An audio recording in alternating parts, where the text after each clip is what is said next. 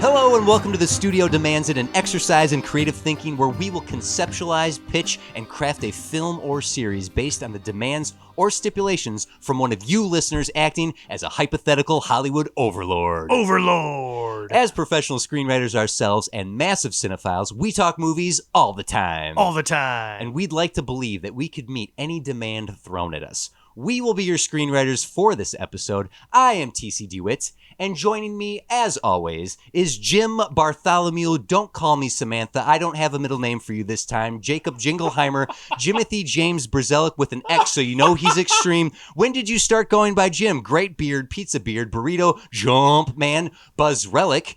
They're over 30, world champion stone skipper, dinosaur, do a Bjork impression. What's your favorite song? You should get a mohawk. Don't forget to put a funny middle name here. You're not Jim, you're David Geisler. Season 1 was better. 2020, going on 16. He's dying, folks. Master Blaster, Hot Wings. What is real anymore? I miss movie theaters. Face Fancy. This is a kangaroo court via satellite. Tiberius, Enemy of the State, Weird Jim Burzel Yankovic, The Gray, very, very far away, but back in person, but socially distancing, forgot what he was going to talk about. Beeps, did Game of Thrones ruin more careers than we realized? Always, remotely, Christmas, VOD, the Modernalorian, in spirit, body, and or voice, the guy in the chair, the guy who's gonna go somewhere and do something. No, wait, I got something here. Let me keep it related to the theme. This is the longest nickname that I've ever come up with here. It could fit on the back of a t-shirt. Dramatic pause, wings, the good old days, locked in the car, beard and all, 80s cartoon, MacGyvis anger, Blizzard in the freezer, third time's the charm, 4DX, A24, Sleepy, Overlord, virtually Electoral College, Nosferatu, tell me something I don't know, Old Man Noises, Jib, the Snowman, Music Man versus Overlord, Chem Master, insert theme song here, Caterwall, Last Girl, I guarantee, Dollface, Hype Man, Heavy Metal, On Strike, the first of his name, King of the Andals and the First Men, Protector of the Seven Kingdoms and the Father of the Dragons, the Khaleesi and the Great Grass Sea, and the Unburnt and Breaker of Chains, Ugly Cry, Back from Geneva, Sportsman, String of Lights, Season 5, Yelling Font, Pick It Up, Pick It Up, Pick It Up, Pick It Up, the Genre Checklist, Hungry for Justice, The Echo in the Shadows, Rule Breaker, Almost, The Sneezer, Home Row, Long Blank Pause, Brzelic. Whew. Jim, it is a momentous day here on the show. This is our 100th episode. Jim. This is the first time you mentioned my two repeating middle names, Jim. Jim. This started as a small idea. We were having conversations like this, assuming what sort of restrictions or demands were put on filmmakers that led to the movies we were getting, and what would we do if we were given those demands too. And Jim, you pitched to me what we might have here as a show. And I can't thank you enough for doing this with me, Jim, because this has been such a great time. And if we manage to do another 100 episodes, I will be happy to have done so. I'll talk movies with you until we're elderly and gray all the time. Right back at you. Going through all your middle names. I had to go through every episode. That was epic. And find it. And there were some fun things I discovered along the way, going all the way back to episode 1. So I made little notations. There's some good ones in here, like "Don't Call Me Samantha" was the second one. Jim Jingleheimer Schmidt, and you totally botched that. You were like, that's a good name. I mean, no, it should be. You have done the intro only a few times. Mm-hmm. You did episode 8, episode 11, episode 13. I tried to change it up, and you just were like, I don't want to do this. The first time you muttered Overlord. Yep. The first time it was muttered was me. I muttered Overlord on one of your intros. Oh yeah. So you're like, Jim's hypothetical Hollywood overlord. The first time you ever said "all the time" was in episode 17, but it became your official catchphrase in episode 19, and you've done it ever since. You locked it in on episode 24, actually. Let's see here. David episodes, the Justice League table read. This feels like it's become a An episode of This Is This Is Your Life. This is your podcast. You. So Overlord it only appeared 3 times in the first 50 episodes. You used it. You didn't use it on episode 59. You used it in episode 50, and then used it again. You didn't use it in episode 59. You threw me off, and I was like, "You didn't do the Overlord," Yeah. and you were like, "Well, I already have a catchphrase with all the time. I don't really want to do another one. Like you didn't want to do it, and I'm like, well, it doesn't feel right if you don't. So I forced you to do it. Well, it makes sense, especially if you're the one who started it. I did it as a muttering Yeah. in like episode 8. But you like didn't want to do it, and I like basically like made it like, well, I like it when you do it. And you're like, well, I guess this is a thing now. And you locked it in on episode 67. No, you locked it in on 67, but you questioned it in episode 72, where you're like, should I really do this? So Turns out, yeah. you held out a long time before that happened. Goddamn, Jim, 100 episodes. I did hear for the middle names. I did hear Overlord twice. Twice, yes, yeah. It's a family thing. I guess you have to repeat Yeah. middle names. It's a lot of middle names. Oh, my I was friend. gonna say once was because I would repeat it in the intro. The other was because of the movie Overlord. Guys, you've only ever given me one middle name, extemporaneous. You already have so many. I do. I have 4 middle names. I want to thank our listeners. Whether you've been here since season 1 or discovered us along the ways, you've given us some truly awesome demands from literally all over the world. And the show has grown and become so much more than I thought it could ever be. And it's because of all of you joining in the fun and seeing our numbers go up and our subscribers go up. It's crazy and humbling that anyone would give a damn what we have to say. When we look at the numbers sometimes, we're like, what? There's people listening to us in Saudi Arabia. Like, what's going on here? So thank you. Thank you for listening. Yeah. Yeah. And commenting and sharing and sending in your demands. Sending your demands and sending in your ideas as well. Yeah. Like knowing that people will hear us and go like, that's good, but what about this? Mhm. Like, hell yes. That's great. I love that. I also want to thank David for supporting us. Like, I've known David since elementary school. Mm-hmm. And he's been a championing scene. He's been a champion of this show before it even existed. He wanted to work with me on something. As soon as I wanted to bring you in, he's like, absolutely, make this happen. This how much of this would have even been possible without him? Not at all. Yeah. We would have gone We'd the still route. just be sitting in the living room, yelling at the TV. Why did they do this? Well, it's because this is the demand. Well, this is what I would have done with the demand. Yeah. Thank you, David. I Thank you so much. And there's a few other people that I think are worth thanking because they've been around from the beginning. I want to thank Finn and Leah for supporting us from episode 1 and letting us record in their dining room. Yeah. Tia for giving us the original studio space. Mm-hmm.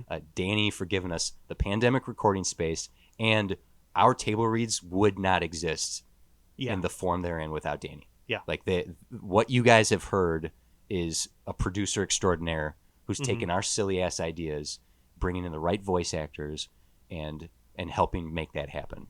Absolutely. Like, so thank you to all of you. Thank you so much. And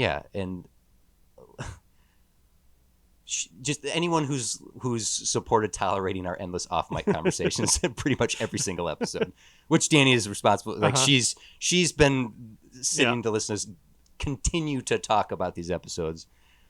100 episodes, man. Amazing. 3 digits. Yep. We made it. We did it. And now, Jim, it's time for the demand. And Jim, Oh boy. this demand's been a long time coming. So time and again, we've seen people turn themselves into knots with certain demands, reactions to certain movies. We have reacted certain ways. This whole show exists because we see something that exists, like a movie, and we're like, why? Do it this way, right? This is what we would have done. But this demand is the most demanded demand that we've gotten since season 1. Uh-oh. And it's pretty much since the very beginning of taking demands, this came in. This first time we like put the call out and said, send your demands in. Okay. Came in. and it's come in at least 24 times that I could find in our stuff. But it's more than that because people in conversation with me would give this demand, and I've refused it every time. Okay. But I knew, were the day to come that we reached this momentous occasion, that there would be no better test of our creative skills than this. Oh God. And I've decided, of the several dozen we have, a couple dozen we have, there's a lot of people who've sent this demand. The person who can give us this demand the best is the godfather of 6'5 Media himself, David Geisler. So this demand comes from David Geisler, and he went the extra mile to record it for us. So, Awesome. one thing Dave and I have in common, we've always had, we are long-winded fellas. So just strap in. This is going to be a few minutes. All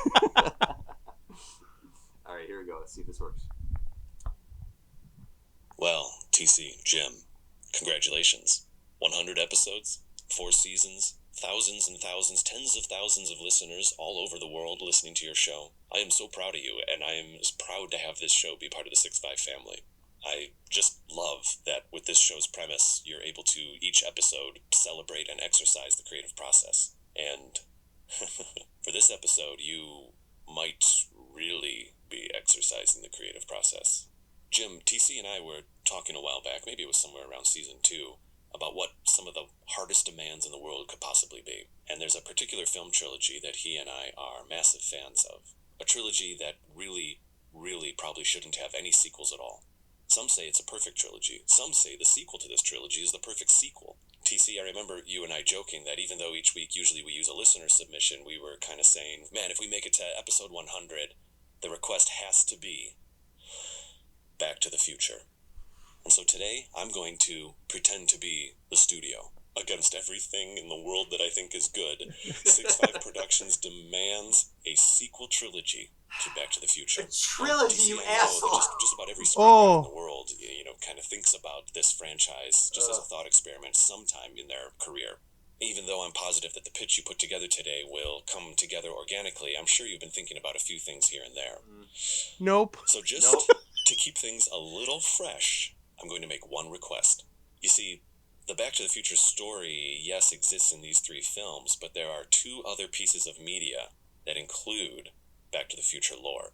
Just like the infamous Legend of Zelda cartoon, Back to the Future had its own cartoon in the early 90s. In the real world, the TV show lasted 2 seasons for 26 episodes total. It took place after the 3rd film, and each week Doc Brown and his family, and sometimes Marty and sometimes other characters from the franchise, would join in some kind of adventure somewhere in time. Sometimes the Browns would take their flying train, and sometimes they would somehow magically take the DeLorean again. Maybe it was rebuilt. It was a Saturday morning cartoon. There wasn't a lot of canonical connections. In fact, I'm going to throw you a bone here. Bob Gale, even though he was involved in the cartoon, has specifically said that the cartoon should not be considered canon. Oh, good. So I hope I didn't make you too nervous there. You don't need to include the 1990s cartoon. But I do ask that you include the early 2000s Telltale video game. This game was a 5-episode adventure game, and it preceded the Walking Dead game that actually ended up winning Game of the Year. It weaves its way in and out of the original trilogy, but mostly takes place between film 1 and 2. All of the actors reprised their roles through voice acting, with 2 small exceptions. Michael J. Fox was going through a bit of surgery at the time, so another gentleman named A.J. Locascio actually provided the voice for Marty. Though in the final episode, Michael J. Fox did actually voice a character that was Marty's grandfather. Christopher Lloyd was there, Claudia Wells came back as Jennifer, and even Tom Wilson ended up providing the Biff voice in a 2015 re-release. I played this game on the Wii, actually, back in the day, and it was phenomenal. It respected the original trilogy and absolutely expanded on many of the characters. Now, I'm not going to expect you both to play this game before doing the episode or anything like that, but, maybe at least a quick read-through of the plot on Wikipedia would be, I think that'd be sufficient. Some of the main takeaways are that Marty ends up actually traveling back to the 1930s to a slightly, Prohibition-era Hill Valley. Some of the changes in the 1930s, of course, result in an alternate 1986 when they return, a la the second film, where the Tannins have become the most successful crime family in Hill Valley. Things come together pretty well in the 3rd episode with a cliffhanger, which results in another alternate 1986, where a character named Citizen Brown actually has control of the entire city and is running a totalitarian, society. This is a situation where Doc is almost the bad guy, and Marty has to, make him see the light again. And last but not least, we even get a Marty Starts to Disappear reprise, when in the final act, the characters learn that Marty's grandfather, played by Michael J. Fox, isn't a chicken in the past and actually decides to turn in the tannins from the 1930s speakeasy that they were trying to keep secret, which resulted in the grandfather being killed by the Tannen family, which is what they had to go fix because that makes Marty disappear. Broad strokes, most of the story happens in the 1930s, but we do learn about some of Doc's grandparents. We learn about Marty's grandparents. There's a new character named Edna, and she ends up being the one that's really kind of the chaotic element that makes a lot of these things happen. And so, this game kind of exists like the Ghostbusters game. The Ghostbusters game that came out about 10 years ago is considered canon, and it doesn't conflict with any of the new sequels that are coming out.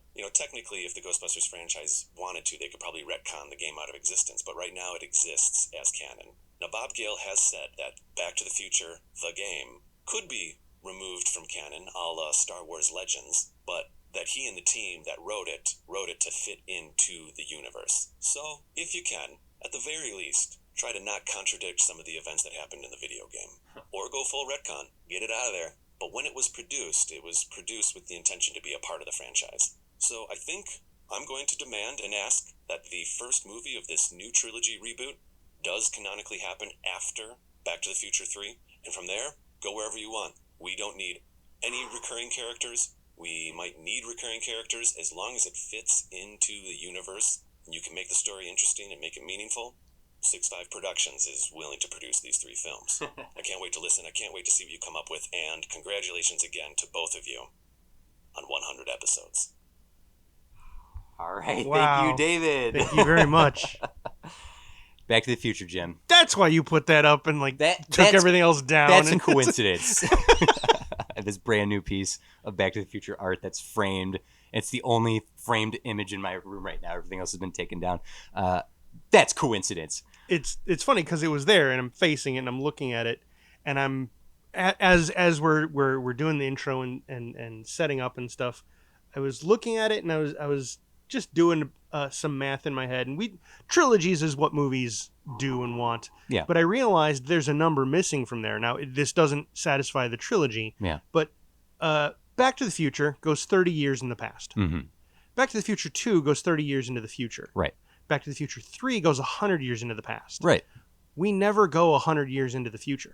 Well, I mean, you might have just picked a starting point here, because actually, let's go straight into that. You make a fair point. Whenever this comes up, and honestly, I literally just got another demand of this 2 days ago from Nice. someone who said if Back to the Future happened now, 30 years from today, 2024 would be 94, right? Yeah. And so it's like, so what about Back to the Future 1994? And I feel like that is the common idea. Sure. Marty went back 30 years, so go back 30 years now. It actually Yeah. puts you in between the time frame of 1 and 2 by being Mhm. in the 90s. That's a fair idea. I've is. never heard that idea before. To go 100 years into the future? To go 100 years from 85. Sure. That's the first time I've ever heard that pitched. Yes, I did it. I mean, there's so much more to dissect yeah. from that, because it's like, I agree, David. Many people agree. Bob Gale, Robert Zemeckis, and Steven Spielberg have all said over their dead bodies, Yeah. will there ever be another Back to the Future? And that's what it's going to take. Mhm. Eventually, they will be gone, and there will be another Back to the Future. How could you? Yeah. How could a studio not go try to do that? Sure. But I am in full agreement that this is a series that shouldn't have more to it. Just real quick, not part of the demand. I just want to do a little bit of mind idea scaping. When that does happen, Yeah. that will be far enough into the future Mhm. that we won't have Anybody. I'm like Christopher Lloyd Mhm. or Michael J. Fox. Yeah. Names. Just all I could think of were character names because we'll Marty have and characters. Do you think it'll be a reboot? Like they'll just make a new trilogy to then build off of, or do you think they actually will try to do everything we're trying to do in cinema now? All these soft reboots and Legacy sequels. And Yeah. I feel like because of the time frame, the time we're in now with how cinema is approached, legacy sequels are the way to go. A lot of legacy sequels have been some of the biggest failures. Dial of Destiny comes to mind. Tron Legacy has the Yep. name in the title. Did Yep. do well. However, Top Gun Maverick is not only a legacy sequel, it is one of the most successful films of all time. That's true. So what lessons are learned here? People want to chase No that. lessons. The wrong The lessons. wrong lessons. I do think that when the time comes, a legacy sequel is the proper way to go. Not rebooting it, not remaking it, not recasting it. I think the proper way is to honor the existence of the three films and the canon and go forth from there. On the spot here, because I've known we were going to do this demand. I've known this for years. I've gone out of my way to not think about it. Sure. Yes, David's not wrong. I have speculated and thought about this. He's right. Every screenwriter has. Anyone who loves this film franchise has. But anyone who loves this film franchise also knows no. So I've not prepared anything. I've not pocketed any ideas here. I've literally gone on my way not to. Sure. Because I don't think this should happen. But now we have to. That's the demand. Yep. Wow. I hold this film at a higher regard than you do, but I do Yeah. know you respect the trilogy. And I do, and I've not thought I've not like not even in daydreams have I been like, oh, this is what I would do with Back to the Future. It is because it is kind of like encapsulated there. Let's do it though. So they gotta go 100 years in the future. I mean, that's Marty's grandkids. They're assholes. You gotta fix them. No, I don't know. Well, 100 years from the original movie, the 85 would be the thing here. So, okay, just start spitballing some ideas here. Do we start 100 years in the future and then go backwards 30 years? Do we, and then we still have a movie that's fully set in the future? Does someone else in 1985 achieve some sort of time travel that sends them forward? That's an interesting idea. Okay. Because I think there's hold your thought, don't lose it. Okay. Got it. Sending someone from 1985 forward could allow a Back to the Future 2 scenario. Back to the Future 2 takes place during Back to the Future 1. And so you see scenes from Back to the Future 1 playing out while Back to the Future 2 is happening. Mm-hmm. So having a character in 1985 that also is going to time travel forward, there's an opportunity to interact with the existing films. Sure. So that's the thought. So you had a light bulb too. I started because it's not just make one film. He said He did say it's a trilogy. Asshole. So I guess we'll start with one and we'll see where that goes if that's trilogible. Nice. Hashtag trilogible, everyone. What if the McFlys live in the future? We'll figure out whatever things are going on with them momentarily. 2085, right? And Daniel McFly, the at that point, I guess the great grandson of Marty McFly. Darty. Future name Darty McFly. He's just turned 16. He's having classic kid troubles, and he wants a car, and his parents won't get him a car. They can't afford it, or for whatever reason they can't. Maybe in the future there are no cars. I don't know. I'm a classic kid. I'm retro. I want a vehicle that runs on gasoline. Something like that. All these electric cars, I hate them. And his dad tells him, "I can't get you a new car, but you can go into Granddad's old storage and see what he has in there. I'm sure he has something in there you can cobble back together." And he finds the DeLorean. A DeLorean. Or the A DeLorean. I was thinking the. Back to the Future 3, it's destroyed. So the suggestion would be that Marty then rebuilds it. That could be. Maybe that's. Yup. Okay, the rebuilding the DeLorean is not out of the question. They literally they found a way to bring the DeLorean back in both the cartoon, which David did say isn't canon, but in the Telltale game, the DeLorean does make an appearance so that Marty can use it to travel through that game. I haven't played the Telltale game, but I did watch it, like as the episodic films that people edited together.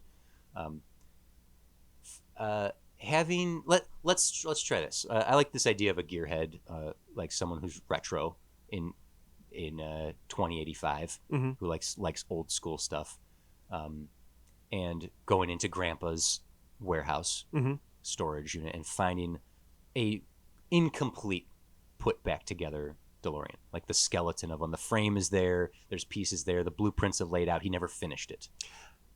Actually, I'd like to suggest something about this storage has it something about it. It's obvious it hasn't been touched.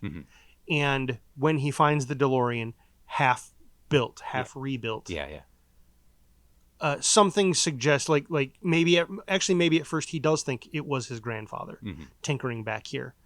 I would like it to be revealed at some point it's not. Okay, I like that.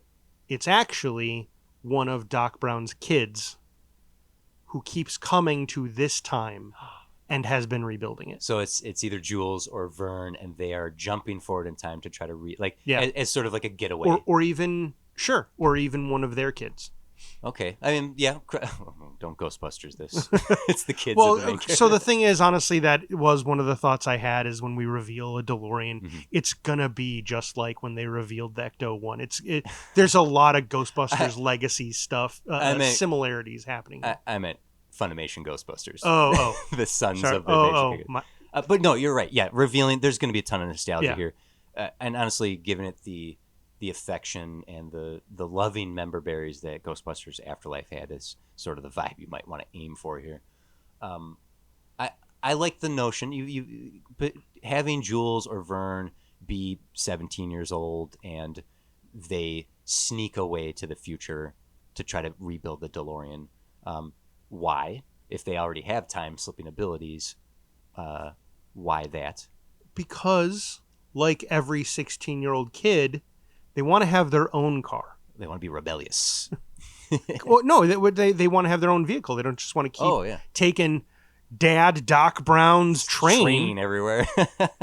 Okay, taking the family train again. Oh, we're all gonna go. I just want to go through time on my own, Dad. Well, let me throw another thing in here. If let's say it's Jules, and he's the one who keeps jumping forward to do this, and he's not the smart one. Like I say, Vern was the brainy one, and Jules is a little more like he's got the aptitude to start putting this together because he has the old blueprints and the notebooks, and he's putting it together. But he's rebellious, and he wants his own car, and he's a bit of a cool like rebellious kid, but he's not the brains of this operation. And our new main character, this future Marty, this future McFly, is more the brain, kind of reversing that. Essentially taking the Doc Brown elements and give it to a McFly, and give some of the McFly elements and give it to a Brown. Just sort of switch up their character types just a little bit. Okay. Because then they can work together to be like finding the warehouse, finding the car, and the kid and our McFly is like, oh, wait, this isn't being put together just as a vehicle. There's more to this than this, and immediately like, oh, this is a contraption, there's something here, and having the ability to start like putting nuts and bolts together so that when a Brown shows up, it's like, what are you doing to my car? What are you doing here? Wait, how did you do that? I've been trying to do that for months. Well, it's easy. It's right here. You follow this, and this. So we create a duo, like a team. Sure. This is Act 1 kind of stuff here. Yeah. But what's the launch into an adventure? Don't know. That's where I'm now headed in my brain. I don't want to go where I usually go, which is some sort of nefarious bad guy. Like, oh, there's some time villains. I don't want to do time villains. No. Like we could explore it just to get it out of the way. Having the government get a hold of Brown technology and trying to develop their own time machines, and they need every bit of flux capacitor capacities they could have, and then they become the black hats that are chasing our heroes around time. There, I said it. We're not doing that. Okay, cool. Because the part of the joy of this original trilogy is the stakes are very, very high for a couple of people. Yeah. It's not changing. It's not the world is ending. Isn't in danger. But yeah. it's not like the world. The character's world is ending. Exactly. Yeah. Yeah. It's a 17-year-old kid who wants to play rock and roll. His parents don't understand him. He just wants something and he's not sure what it is. And he learns about himself and his parents and goes on this pretty low stakes adventure that's thrilling and fun and exciting. And I think having a government organization trying to hunt down brown technology is like, no, that's too far. That's too much. Yeah. So finding a threat so then thinking about the themes of the original to try to touch on that, and thinking about what the writers were initially thinking, the whole, what if you could go back in time and see what your parents were like in high school? Yeah. That was the original idea. I don't know if that works to just immediately parallel that, because if we do want to stick with these numbers, it doesn't have to be 2085. But if we stick with that and then we just start repeating, that'd be 2085 to 2055. And then this whole thing takes place in the future, at least from when we are recording this podcast. Yeah. Let's say we start 100 years in the future to play with that number. I like that. Okay. Bringing a Brown from 1885 or 1895, 1978, whatever, like 1890s.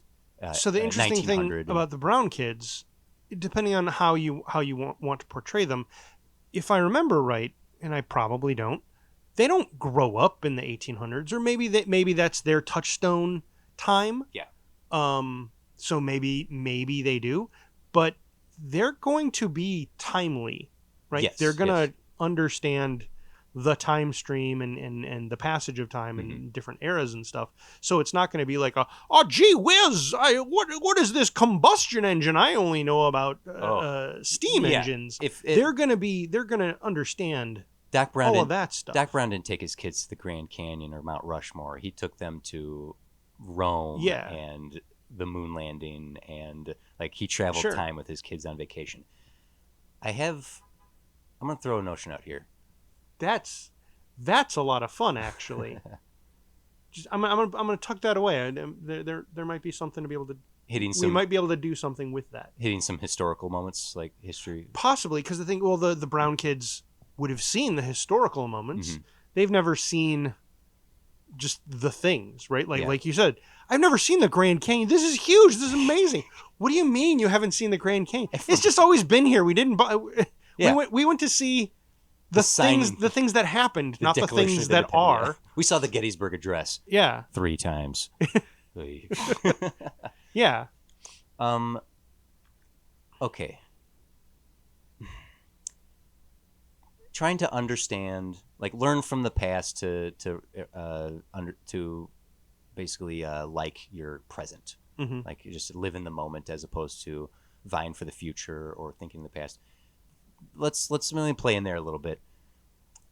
Let's say, okay, Art McFly is just looking for a car and some fun, and now sees this scientific opportunity to like, I can do more than just travel fast. I can travel through time. Oh, that's cool. And then we have a kid who's traveled through time, who's coming here specifically for their own time machine that they can utilize. The why of that could. All right, Back to the Future 2, because they screw up the timeline, they have the alternate 1985, and then they have to fix it in 1955, right? Maybe this is too much for a first movie, but going to 94, like that's. So instead having it be now, and we go back to 94. No, still being all the way 100 years in the future. Okay, but in all the time travel that the Browns have done, there's a pivotal moment in this story that takes place in 94. So we do get to go 30 years back from today. Okay. From when audiences are watching. So then the beginning of this movie is the future, but the launch into adventure is 1994. And in 1994, I'm just going to let me just try something here. We've brought Jules to R. McFly. Jules Mhm. Brown is his meeting R. McFly, and 1994 is like the goal to get to, because Doc Brown and Clara and Jules, that's the family. Vern has been erased from time because of something that happened. So then it's traveling to 94 for a pivotal moment to rescue a brother that was erased from time. That's there's a personal connection to a family member. That I'm throwing it out there. Sure, I'm sure. hearing the problem with it because it's not. What does this McFly character have to do then? Maybe they don't. This is a lot of this is. What do you think of something like that? That get them to 94 because that's a linchpin, a pivotal moment in time. My main problem is honestly right from the get-go of why would we, as the audience, connect to this character? Mm-hmm. Sure. So it should be our McFly character is the one we meet. They're the one that needs to go on this adventure. It's more this McFly character is from 60 years in the future. Mm-hmm. Okay. 60 years in our future. Why is he our lens? I see. It into should this. be today. It should if be it's now. going to Everything we've pitched so far still works if you said it today. Yeah. Right. Most of it does. Instead of your granddad stuff, it'd be granddad Marty. Yeah, it could be that. Yeah. So that stuff still plays. Were Marty's kids old enough to have kids that would be turning 16 in 2024? 2015.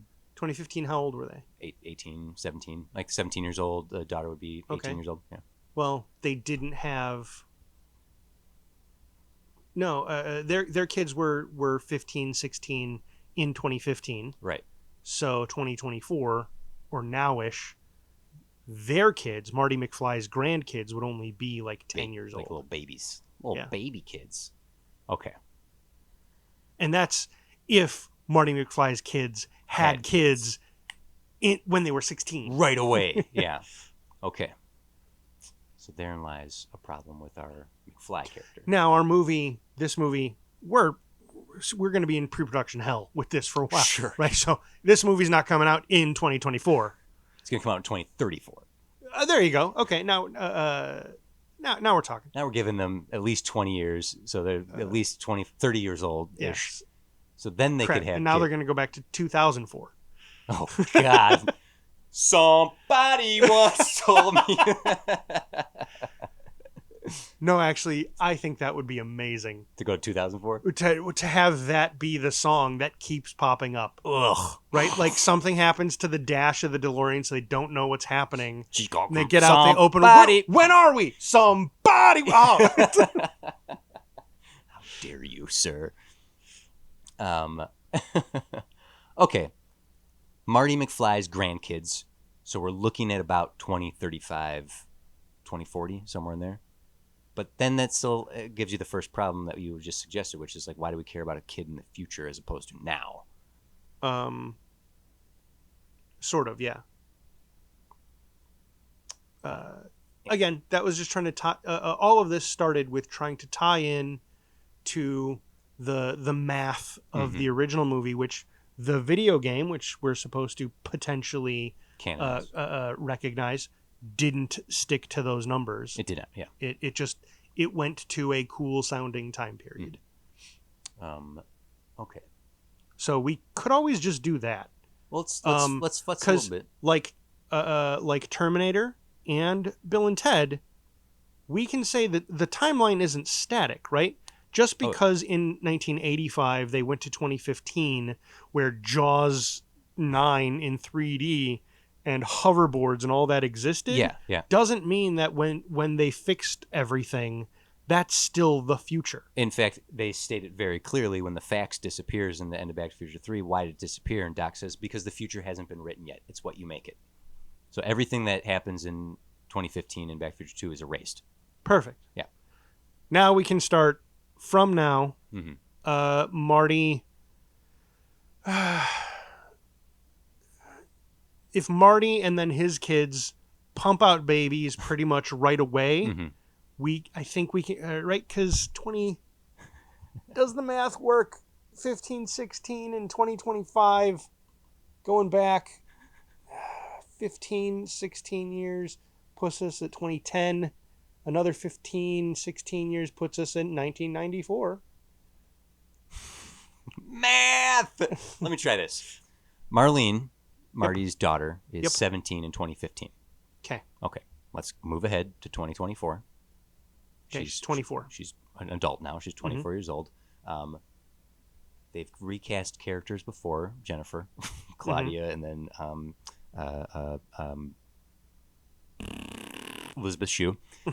So let's make Marlene McFly, our 24-year-old McFly character, who's going to connect with a 17, 18-year-old Brown.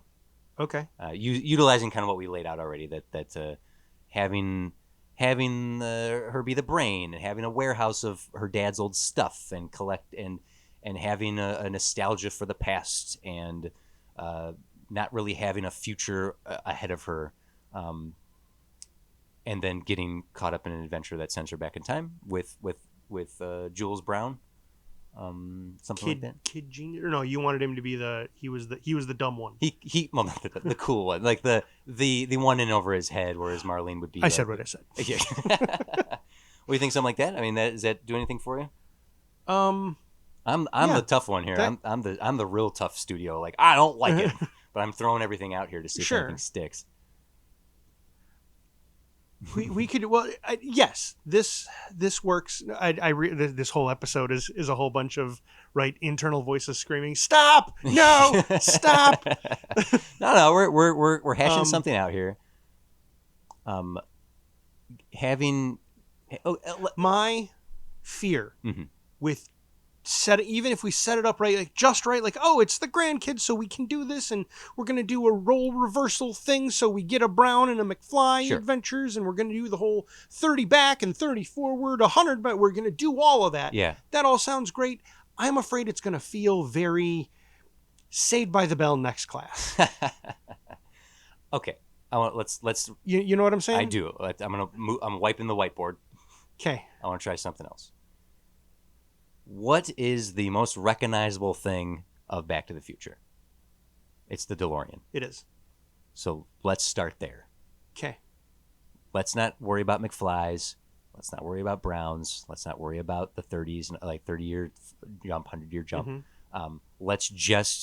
Let's see if we can conceive a way where the DeLorean is brought back into an existence for a new character. Remind me, Yes. how is the DeLorean destroyed? The train runs it over when he goes over Eastwood Ravine, and he ends up back in 1985. He runs out of gas. He looks up, and a freaking locomotive just plows through it and just obliterates it and doesn't stop. So, Trains couldn't stop back then. yeah. So the train is obliterated. The train obliterates the DeLorean, and then as Marty returns with Jennifer, that's when Doc shows up in the steam-powered time train. So it's not impossible to suggest that Marty would have collected all those pieces, even if he collected all those pieces so no one else would take them Sure. and put them somewhere Put him in a time capsule. to shut down Doc Brown's garage where all his stuff would be anyway. So it's not impossible. It's not too big of a stretch to say the remaining pieces of the DeLorean and all of Doc Brown's stuff were put away somewhere that someone could come across. Okay. So now we're like taking McFlys and Browns and Tannins off the table and just having the DeLorean be what launches this new adventure. Now we're starting from a very blank slate. Okay. For that premise, what if they're put in a storage shed? Time goes by, the mid 2020s happen, and whoever was paying for this storage shed has stopped, Mhm. and it is up for auction. Up for auction, okay. It sells to someone. That's a bunch of old junk car parts. So they sell that to, I'm riffing here. Yeah, I fine. don't Yeah. have like a point I'm getting to.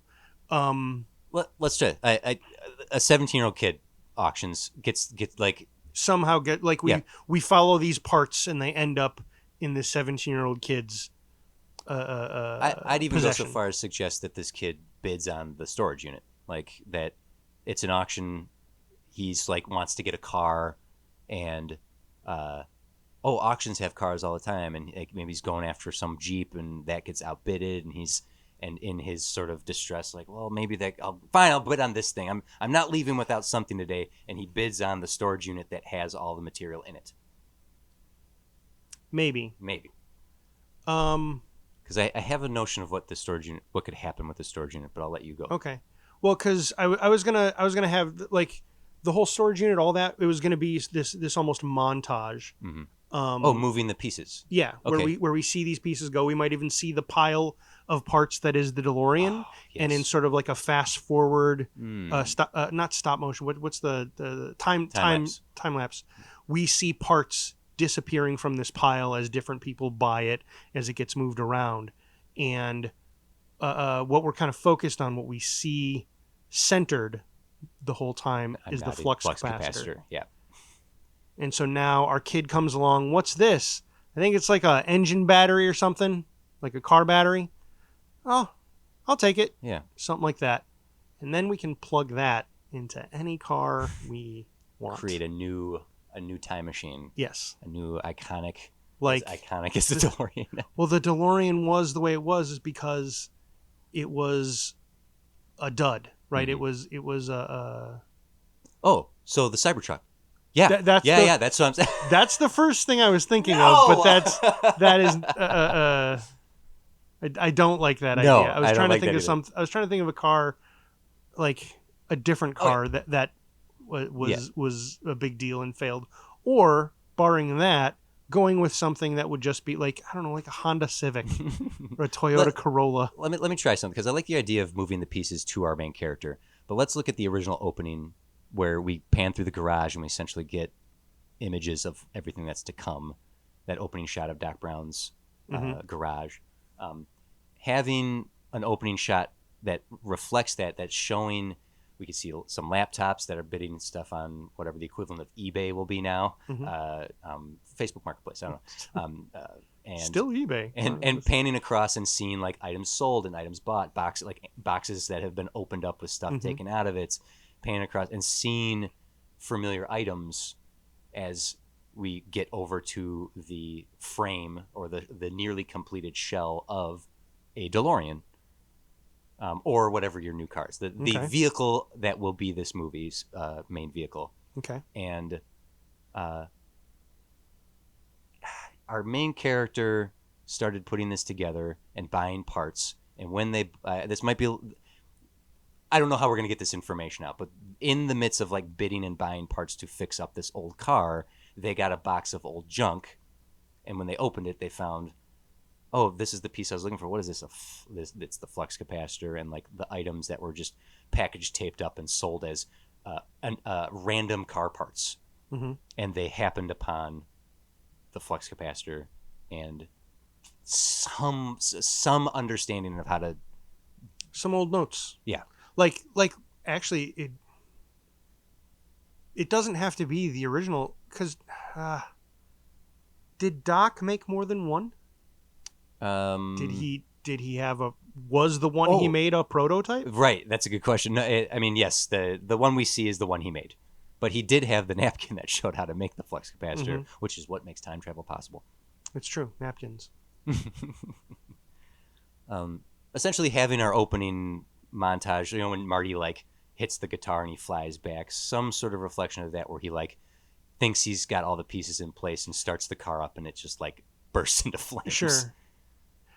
Yes, I think we're starting from the wrong spot. I want to pause on this. Okay. I want to highlight how in the very original idea, Yeah. Zemeckis and Bob Gale, Gale originally intended it to be a refrigerator. Oh gosh, and they didn't want kids Sure. suffocating in a fridge. Also, a car's way cooler, and Car it is- appeals to right, like it relates to a 16-year-old's life. Well, I figure if you're and- gonna make a and time stuff like travel, that. why not do it with some style?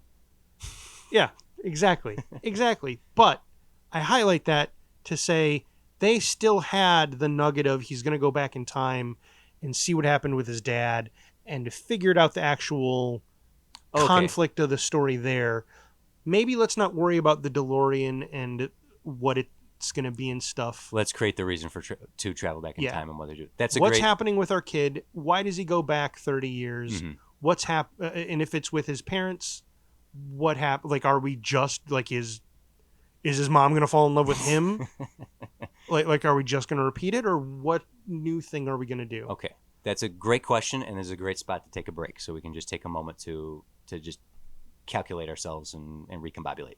So It let's is fun. It is fun talking about the car though, and trying to figure out how all this dang stuff works. It's hard not to like go to the minutia Yeah. of this. We can't get them past an opening sequence. The titles haven't stopped rolling, Jim. It's true. Well, let's take a break here. We'll come back. You're on the right track. Let's figure out what this adventure is and stop worrying so much about the DeLorean. Yeah. Okay. So here's some messages from 6'5 Media, everybody. Maybe the 100th time you've heard a commercial.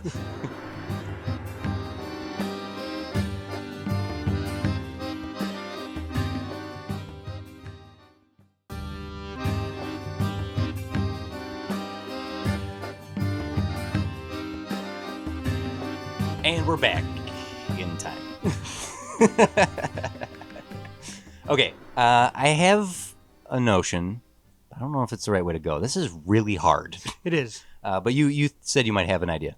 Or It's really, seedling of an idea. more. It's really more of let's have a conversation about what Back to the Future is about and how to kind of recapture that if that's what we want to do. Mhm. Back to the Future is basically about a kid who we are presented with this kid who wants what a kid wants in life. You said it earlier. He wants rock and roll. He wants to have a cool car, Freedom and go camping with his chick, Mhm.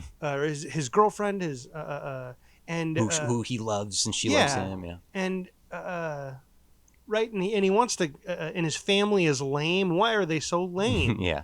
And then the lessons that he learns, he goes back in time and he finds out how and why his parents and everyone around his parents are the way they are, hmm and he learns a little bit from them. Really, they learn more from him. Right. And it's about a kid, a lot of wish fulfillment, and he makes his family cool hmm and not prolific. That's not the word, but He's secure. He secures their future. They're not poor Yeah. anymore. They're He saves they're them. happy. He saves them. He loves his family and he saves in them. every way. Yeah. He makes them better, and he gets the cool car and the chick and the everything's great. Yeah. Yeah. And he's not that much different than how he started. And he also and in that he learns that his parents were just like he was. They wanted all these things when they were his age as well. Mm-hmm. Mm-hmm. So that's really, and that's kind of the lesson for all of them, really, right? Like in 2, he goes to the future, and they're his kids. You just don't understand, and he wants the best for them as well. Mm-hmm. But then because of going to the future, he gives Biff the opportunity to rewrite history, just like Mhm. Marty did. Yeah. Marty rewrote history and made his family cool. Biff rewrites history and makes himself an asshole with more money and power than God. hmm And then the third one is about, Doc's wish fulfillment. Marty, And it's George- about family legacy as well. Yeah, it's what is destiny? Can you choose your Mhm. destiny? The future isn't written yet. Make it what you want. It's like, Marty doesn't grow that much over the course of the trilogy. He has fun and he does learn about himself, but really George and Lorraine are the main characters of the first movie. Biff is kind of the main character in the second movie. Doc Brown is the main character in the third movie, from a certain point of view. Sure. Because Marty goes on this adventure and he doesn't grow very much. He just is. He's a good guy from the beginning to the end. Yeah. And so looking at that first movie, wanting to, or not liking your life, going back in time, understanding why your life is the way it is, and being able to affect change so that it is a better version of the life you had, is what the first one Yeah. is. Okay. Is that what we want to do as well? The risk of this is Force Awakens. Sure. Oh, they just did the same thing the first one did. Yeah. But then if you don't do anything that any of them have done, then you get, Last Jedi. So Yeah. then, not to use Star Wars as the whipping boy here, but that is is what the gamble here is, and why you should not make this movie. But Well, okay, then is it possible to come at it from the other direction, go really wide, start with something more like Back to the Future 3, Mhm. where it's more about finding out about your ancestors? Sounds almost too far, yeah, but like descent, going back a long way or forward a long way, yeah. Mhm. finding out about where you came from, where you're going lineage wise, Mhm. and then as the movies go on, spiral inward to become a type movie about the self, Mhm. and where almost start with that, where off the top of my head, you start with a kid who's worried about our world, right? Like, we're destroying everything. Mhm. Like, Save the ozone. and they get a time machine. Oh my god. They go to the future, the far future of 2124. Mhm. And they see that it's the climate's been destroyed. We all have to live in big malls, and they're terrible. You're delving into some Ready Player One, like big think territory here. I think we need to bring it more personal and less about changing the world and whatnot. But Go ahead. Go. Ultimately, what I suggest, so that'd be the first one. The second one would be something a little closer, Mhm. and then the third one would be a much tighter circle about the character looking at where they've come from and where they're going in their own personal life, Mhm. and basically having to time travel around themselves to get things. Conceptually, it's a neat idea. I don't know if it works. I'm worried it's too big. It's too. Sure. Let me try this. A character who is a loser, like Marty's Yep. a bit of a loser, but he's still a cool guy. Like he Sure. plays in a rock band and skateboards and all that. A character who is a loser and believes they're a loser because their family is who they are, and sort of not being able to live up to the family legacy. Like maybe dad's cool, the family's cool, and they're the one loser in the family, and they don't understand why. No, man, I don't know if I like that. Traveling back in time to understand why the Mhm. results of the dominoes led to who they are. Going to that first movie's ideas. No, okay. Let me try this. So, Someone who's worried about repeating the mistakes of their family, and their dad abandoned them young. Why did dad leave me? And wanting to travel back in time to understand why, and going too far back and realizing like the sins of the father reflected on the youth, and Sure. maybe that's too heavy, maybe that's too like well, I mean, you're using some pretty heady phrases, but really that's what happens in the original, right? Like they even show us they're sitting at the malt shop. They run their hands through their hair the same way. Mhm. Marty is his dad. Yeah. Even if he thinks his dad isn't cool, even if sitting next to him, he's not the cool guy. Yeah.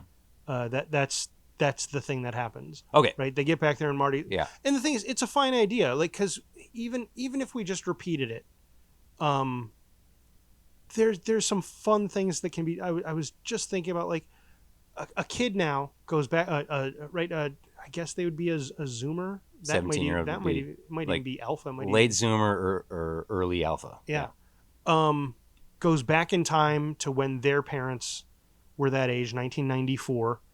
I'm an expert at being that age at that time. You could do some really fun stuff, like both of the parents were really into computers and was really getting into these online bulletin boards and stuff like that. Yeah. And you do something like the bully smashes their computer, and that's why they never You know what? got into any of that Yeah. stuff. I You play, and the thing I was laughing about Mm-hmm. before we came back that I thought of doing the whole musical thing when Michael J. Fox and Marty McFly breaks down basically doing the Van Halen invents all solo. Yeah. and then everyone's like, "Oh my god!" And he's like, "Your kids will love it." Yeah. It made me imagine him going to like a grunge show. I don't know why he would have a DJ setup, but then like doing a thing where it turns into Skrillex and he drops the bass. And Okay. everyone's is like, your kids are going to love it. The thing is, that wouldn't even apply now. yeah. That was popular 10, 15 years ago already. He's doing Chance the Rapper stuff. I think I know what our problem is here, and I think I want to jump. I think I know what we need to do. Okay. We need to jump to Back to the Future 2. Let's skip Okay. trying to recreate Back to the Future 1. Okay. We're going to toss it out the window. We're not doing that. Okay. What we're doing is someone who travels back in time, thinks it's cool, accidentally changes something, gets back to the current time, and it's an alternate timeline. And now they have to fix their mistake. Let's do the Back to the Future premise instead. Like the Okay. Back to the Future premise starts with go to the future, oops, Biff steals the car, goes back to 1955, screws up 1985. I'm suggesting we take a character who figures out a way to go back in time, 1994 or what have you, thinks they're going to sports almanac it, Mhm. and then our antagonist and the problem begins when they come back and they have the alternate universe. Okay. That's the premise of this movie. So now we have and honestly the Telltale game does this too. It creates 3 different timelines, 3 different alternate 1986s, 85s, 86. Can't remember if it goes 1 year forward or not. David said 86, so I'll trust him. So having a character start now, Mhm. go back 94, we'll send them there, and then come back and it's an alternate future, alternate present, Mhm. and now they have to solve that. Part of solving that, I'm going to go back to suggesting that this would be an opportunity if we have a whole new character, not connected to the McFlys at all, but this could be an opportunity to introduce a Brown. Like when Marty goes to the graveyard and finds out his dad is dead, and he's like about to scream, and the shadow of Doc hits the.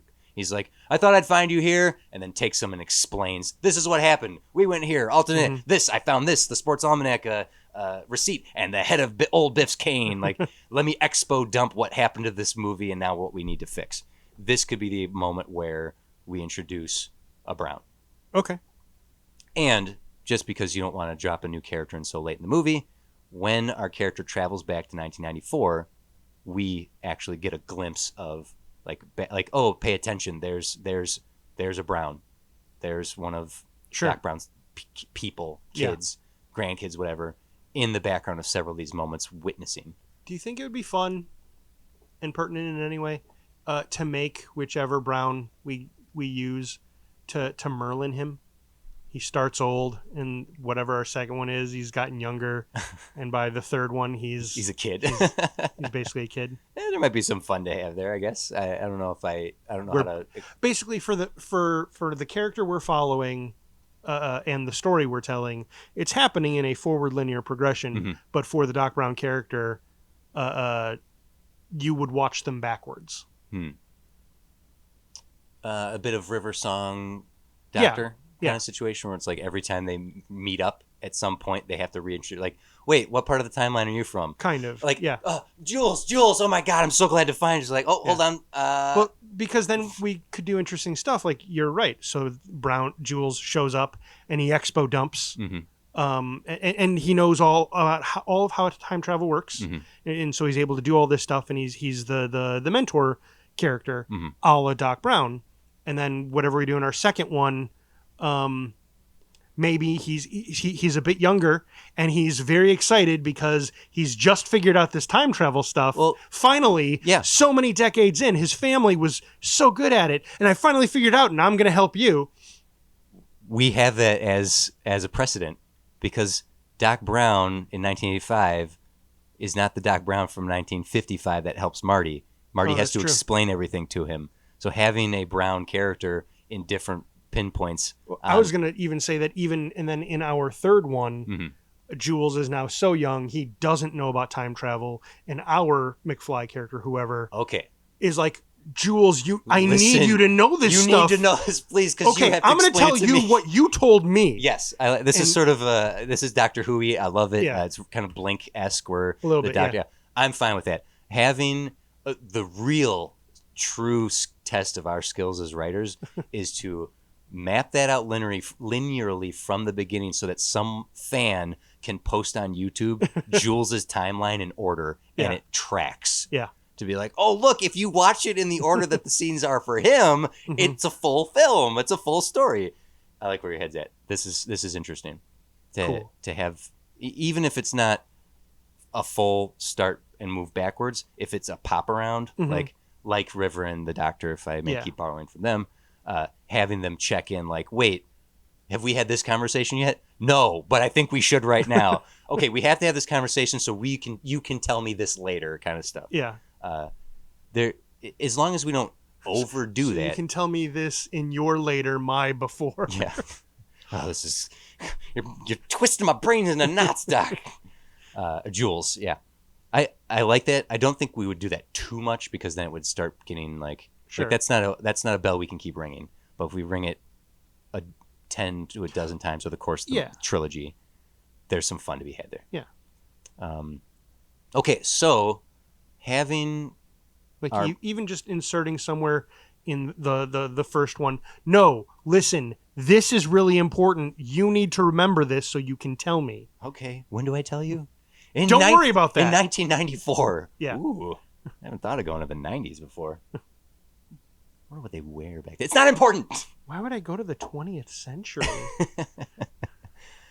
So having our McFly, or no, our main character, it's not McFly, having our main character go back in time with the almanac idea. Go back in time so Sure. that I can invest in Apple, or I can invest in Amazon, or I can invest in whatever future thing we want to say. Just rather than just saying our character in the Back to the Future series, Mhm. who else? What other people are other than the McFlys, Mhm. the Tannins, and the Browns? Mhm. Who else is there? The Stricklands.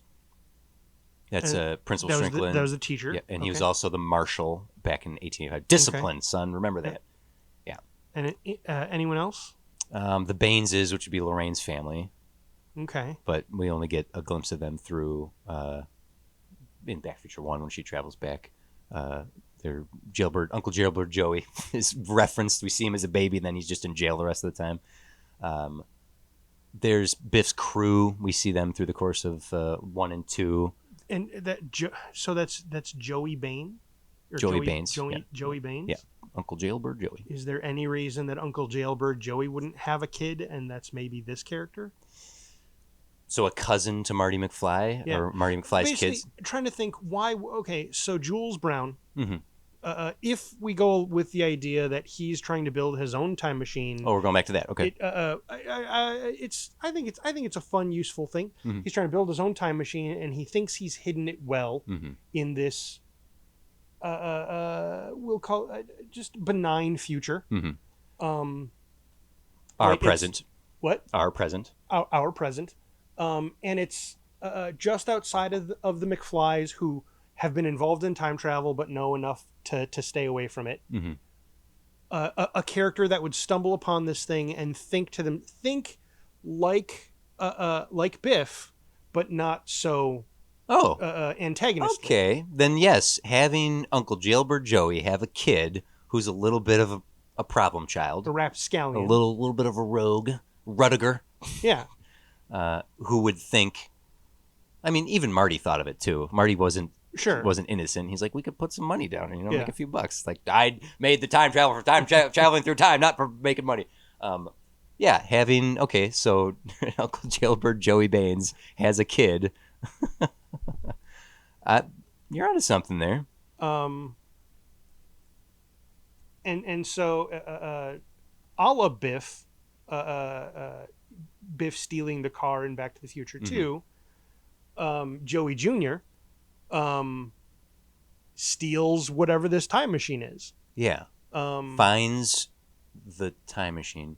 Because he does, and it's a moment in which Jules, who has his own time machine Mhm. aside from this side one he's building, It's a moment when he's gone for whatever reason, whether through time or just literally out to get Milk. milk. That's when Junior takes the time machine, and so Jules has to do a bit of chasing him, Mm-hmm. maybe through time. Okay. I'm not. I don't have any reason to say no. I want to create an alternative idea. So don't lose the. I like the idea. The other thing is, Junior comes back to 94, does his thing that it's going to make him his millions, Mhm. goes back to the future, Yep. or back to the present, back to now, Mhm. shows up, and we give Jules a MacGuffin device so that he is not affected by time changes, Mhm. and he goes, "What did you do?" Yeah. Like shows so up. he's all okay. he's there and ready for when Junior shows up, and he's like, "Oh, what?" Since we're kind of tipping our Mhm. tipping our toes in the Doctor Who verse and ideas. What if the warehouse itself is a pocket? Like the warehouse that has everything in it. Sure. Is Yeah, there's no out of- reason. There's no reason that Brown wouldn't make the entire facility its own time resistant. Yeah, time resistance, perfect. So it's just the garage that Jules has, and it exists throughout time in the same spot Mhm. in some and Joey, our junior, Baines Jr., whatever we name this Mhm. character, we'll keep calling him Joey Jr. Breaks into it, finds the time machine and utilizes it, comes back and Jules is there going, "What did you do? Yeah. Who are you? Yeah. That's my time machine. You just This is my uncle's warehouse. What are you doing here? I'm a friend of the family. Yeah. So Marty's been keeping it like it is. Something like yeah, that, the yeah. McFlys are kind of like, this is my uncle's warehouse. Yeah. Yeah. Okay. Yeah. Okay. Does it still work to move Jules through time though?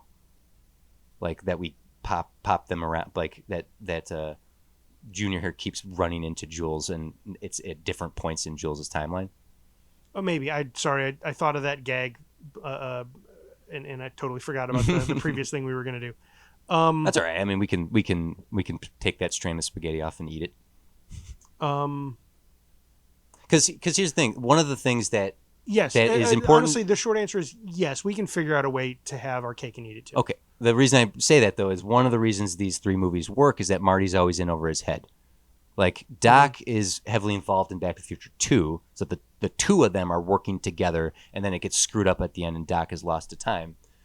But in the first one, you know what? No, I'm wrong. The first one, Marty's on his own, and he utilizes old Doc, explains it to him, so he always has his partner. Okay, never mind. I take back what I said. I was imagining our main character being in over his head so much, and like again, constantly like barely hanging on, and Doc is there to sort of also barely be hanging on and get through it. So it works to have our main character, and if we still want to utilize Jules Brown, to be the sidekick here that's also trying to, like, we need to fix this, everything's screwed up.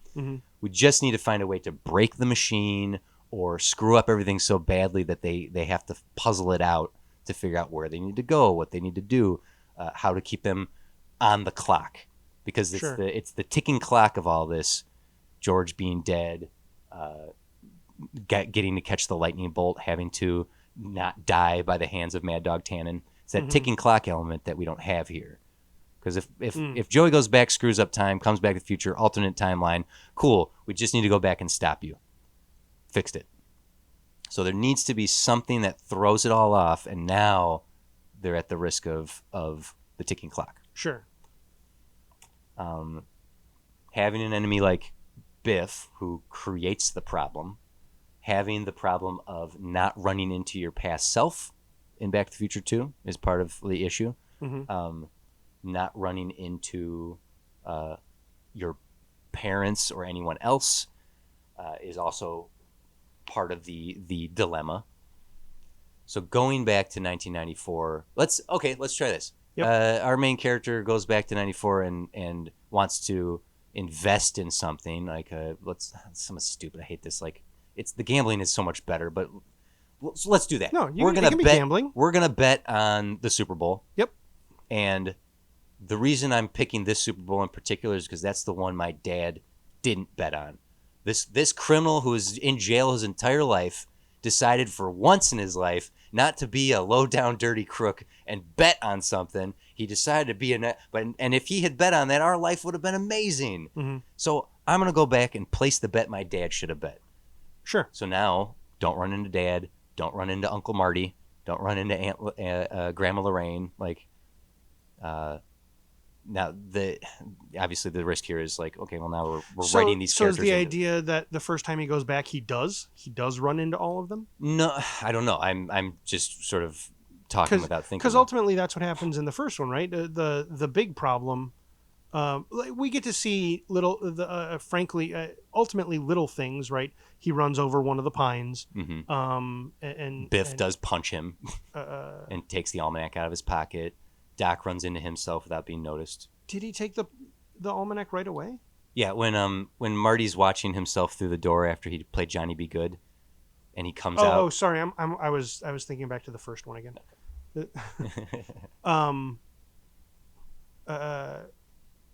The whole running into yourself or running into people you know your first time through is not a problem. The reason it is a problem in the second one is because he needs to not interfere with those things so that it turns out that way. So he can't. If he does change any of that, the future they're now trying to save, the good one, won't happen. What about Uncle Jailbird Joey finding out about all this and him being the Biff of this scenario? We already know he's a bad dude. He's been in jail his whole life. You're my dad. What? Oh my God. No. In the future, you're going to be my dad. And he's like, cool. Right. I don't want to be a dad. That's never going to happen. So you got to convince him to. No. I'm not past dad. Past dad still has a chance to be a good person because he didn't place that bet. He's out of jail. He's going to reform his life. And Junior goes back and is like, I'm going to change our life for the better. And then when he gets to the alternate future, guess what all that money did? It corrupted his dad. Oh, here's it.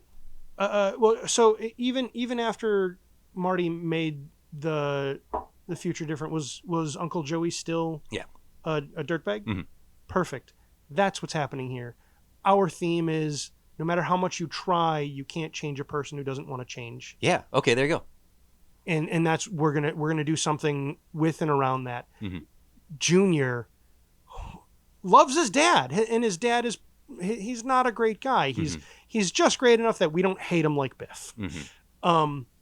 But he does Junior goes back in time to give his dad hey, place a bet. Place this bet. Yeah, do it, and it changes their future. And then in the future, Jules is like, "What'd you do? You can't do that." Yeah. It's like, and because he became a bad guy, they go back in time. Don't place the bet. Invest in Amazon or Apple or things. Go back to the future, and he did. He became a tech mogul who then went to jail for embezzlement and he's always an asshole. He's always going to be an asshole no matter what happens. I like that. Coming to terms with. You can't change someone's nature. They are who they are. Like that's what our main character has to come to terms with. Yeah, it's like your dad's that sounds sad. It does sound sad. In the midst of this, let's add this to it because there should be some. If it doesn't mean that this still can't be light and fun. It should be light and fun. But you're right. There's a little bit of like, damn, my dad's just always going to be a jerk. I have an idea of him. I'll come back to that. To add a little bit of sweetness in this. No matter what he does, he changes his dad, and his dad's just a different version of a jerk. Every time he places that bet and makes that money, he always ends up back in jail, or he always ends up being future alternate 85 Biff kind of attitude, where he's just corrupted and a dick in every different variation. Maybe we won't see tons of variations. Maybe we see 2 or 3, but his mom is always sweet. No matter what happens, she's loves him and dotes on him, and she's the constant of like her nature never changes too. No matter what happens to her, no matter what Joey treats her, how Joey treats her, she's what we've done here though is we're creating multiple visits back and forth in one film, and it might not need to be that. It might be one trip there, come to the future, he's a rich asshole. Yeah. And then going back and trying to fix it and coming back and he's still an asshole. It might just need to be that. Yeah. It's basically, what if what if McFly was Biff? Right, like And- if and- Marty comes back at the end of the first movie and George is a prick because he's a prick, right? Yeah. It'd be kind of like that. Yeah. I would love to see this contained into one film without so Sure. much of a cliffhanger. But even the first one, though they didn't plan a second one, the first one ends with, okay, it's all over, but now I'm back and we gotta go. Why? What happened? This other thing happened. Come on, let's go. To be continued. Mhm. I have an idea for a cliffhanger that kind of already plays with what we've had here. In the midst of going back to young Joey, 1994 Joey. He's not young. He's going to be middle-aged, but going to that version of him, of Uncle Joe, and him Sure. being that version, and then the older version, him being bad. And going back and that the cliffhanger could be... Is because we don't ever meet Joey, would Mhm. it be worth introducing more new characters, making the actual Uncle Joey the grandfather? Sure. Yeah. If depending on what time, Joey's a little kid toddler in a playpen in 1955. He's going to be pretty old Yeah. by the time we get to Right. So 94. He'd be in his 40s. 94 he'd be in his 40s. So by then, could he have his own teenager? You're right. Yeah. Then it So- should be so in granddad. other- in it's other granddad words- Joey. Yeah. Yeah. And in other words,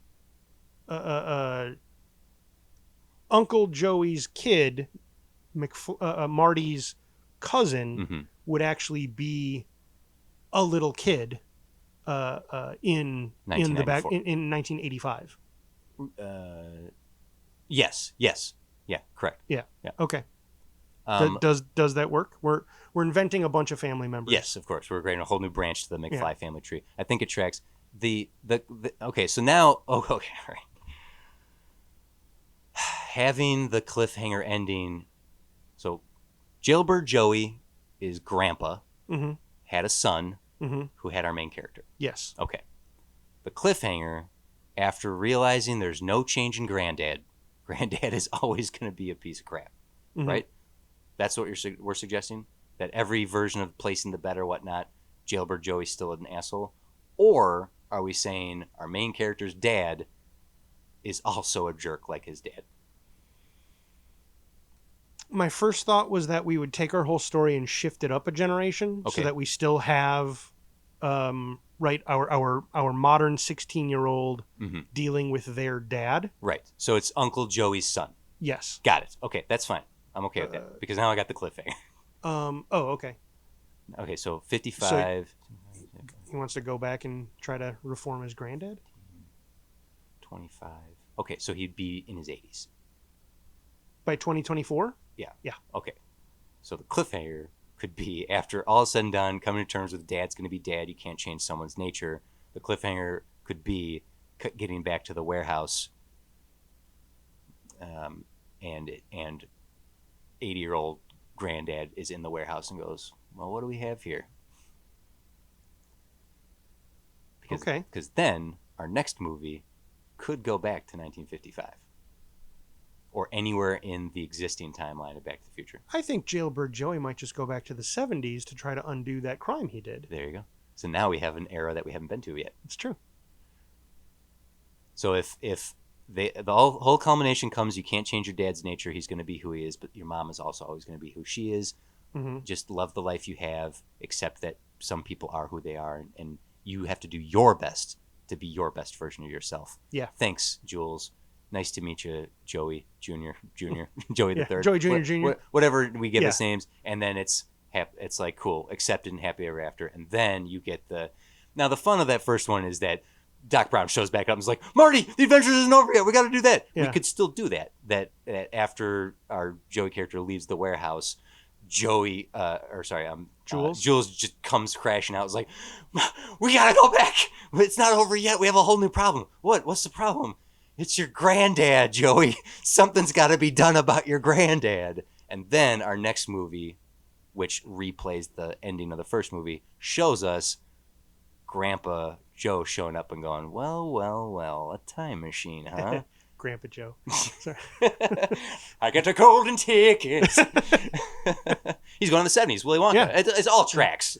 I actually think that would be a lot of fun if Jules comes running back into the warehouse or wherever Yeah.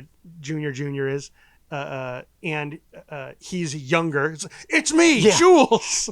What? And he's got a total 70s look. Yes, The handlebar yes, mustache, the flower print, big with collar. the big butterfly collar, the huge bell bottoms.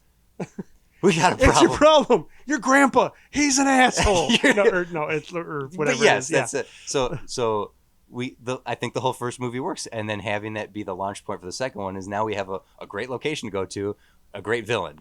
So we got to go to the 70s, and jailbird Joey, 80-year-old Joey's going back in time to try to stop himself from committing the crime that sent him to jail in the first place. No, he's going back in time to get himself to commit the crime properly. Yes. We're gonna do this right. Get away from me, old man. I know how to rob a bank. I know how to. Because then. Of course, we turned this into a heist. Of course, we did. Oh, not only that. Guess who has to pull off the heist to make sure the timeline stays intact? Jules and. No, they have to make sure it goes wrong.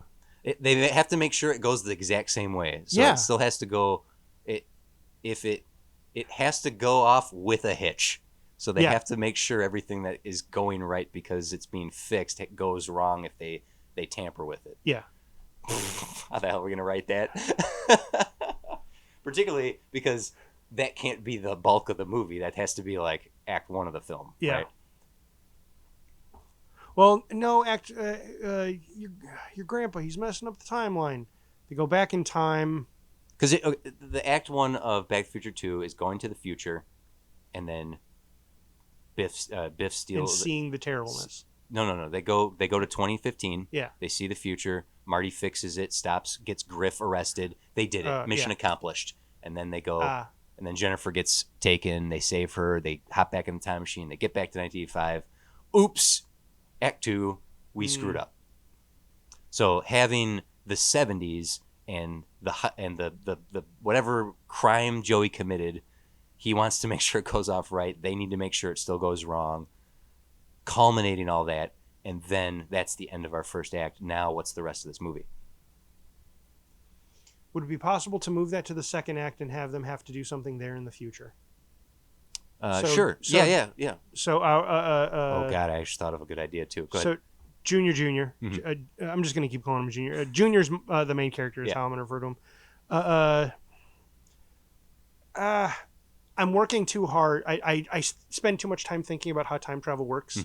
So I'm like, no, they need to be in the time stable area so that way they don't change with the time stream. And with this Back to the Future, I don't actually have to do that kind of stuff. Jules says, your grandpa, he's messing it all up. And what if they have to do something right then and there? Or they even have to go into the future like a year or two because whatever Grandpa Joe did is causing this future, like the McFlys and everything that they have built is getting repossessed. Yeah. Yes. And so they're going to lose the warehouse where all the friggin' stuff is. Yeah. And or whatever cool car they're going to have. So they need to do a thing to prevent that from happening there. Yeah.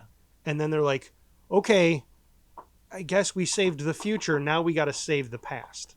Does that work? I don't know. I kind of like where you're going.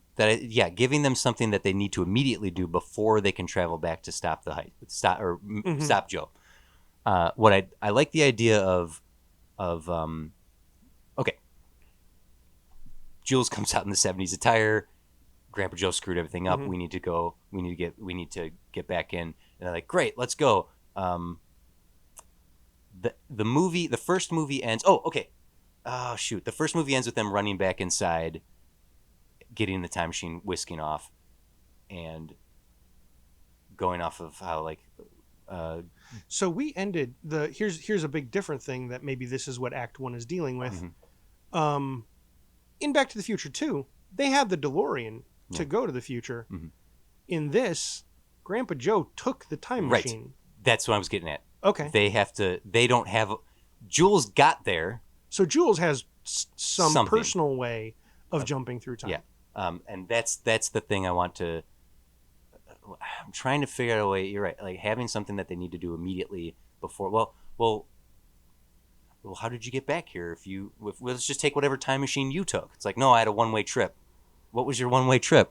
I went to the 70s. I cryostasis myself in this warehouse, and I timed it to wake up now. Oh, that would be hilarious if Junior and his girlfriend are like, let me show you my cool time device, and they go there and they're hanging out, and God, thank God. We need to go back in time. And that immediately says, how did you, like, I just froze myself. Yeah, that works. I've been That's waiting great. a while. That's hilarious. Because now they need to get a time machine, and the only other time machine we canonically know we have in Back to the Future is a train. Yeah. So they need to find They the have train. to steal the They train have to steal the train. from A museum?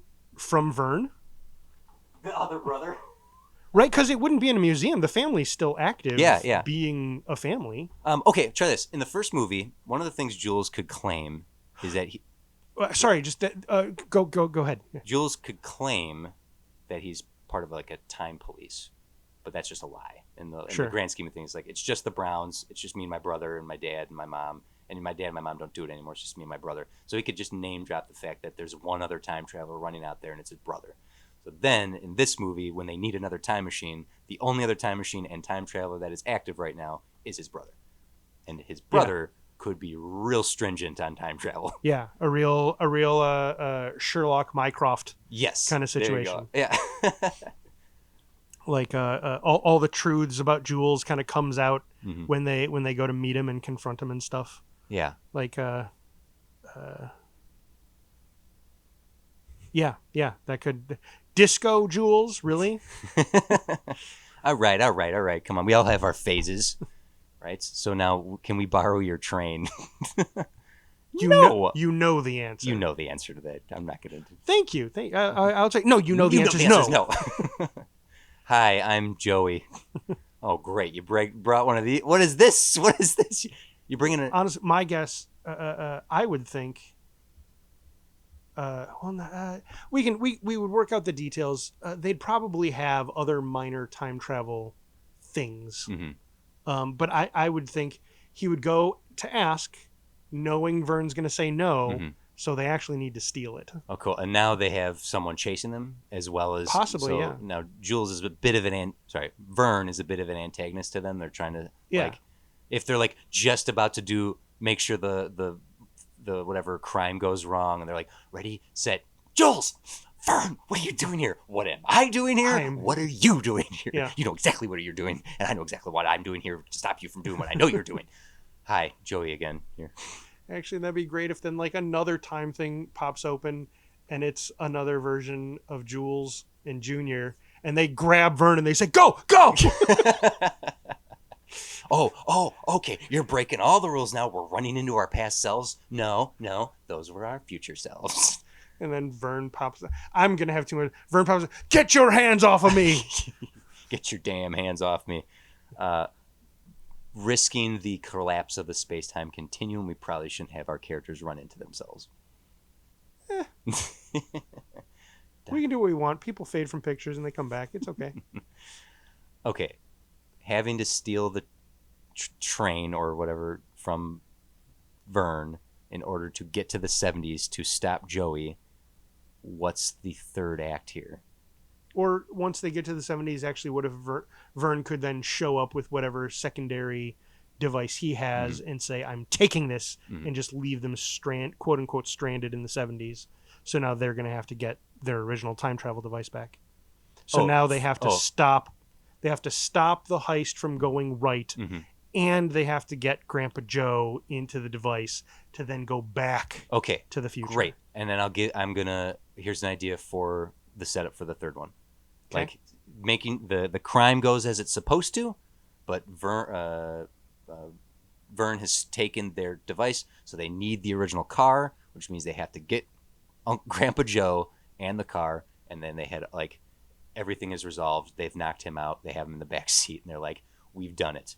And then in the traveling, which is the end of the movie, Joe wakes up and starts fighting in the device or in the car Mm-hmm. and smashes the flux capacitor, and they get blown up, and the three of them are scattered to three different points in time. And so It's a neat cliffhangery ending. That feels like it goes into our usual territory of crazy adventure rather than it being a family thing. well, Doc It gets, doesn't mean we Doc couldn't gets figure zapped anything out. back to 1855 at the end of Back to the Future 2. He gets struck by lightning. The machine has been fritzing the whole movie, Okay. and he gets struck by lightning. And he's thrown back to 1855. Western Union shows up with a letter, and Marty's like, "I know where I need to go. That's the Old West, but Doc's alive. I have to go there. There's only one person who can help me."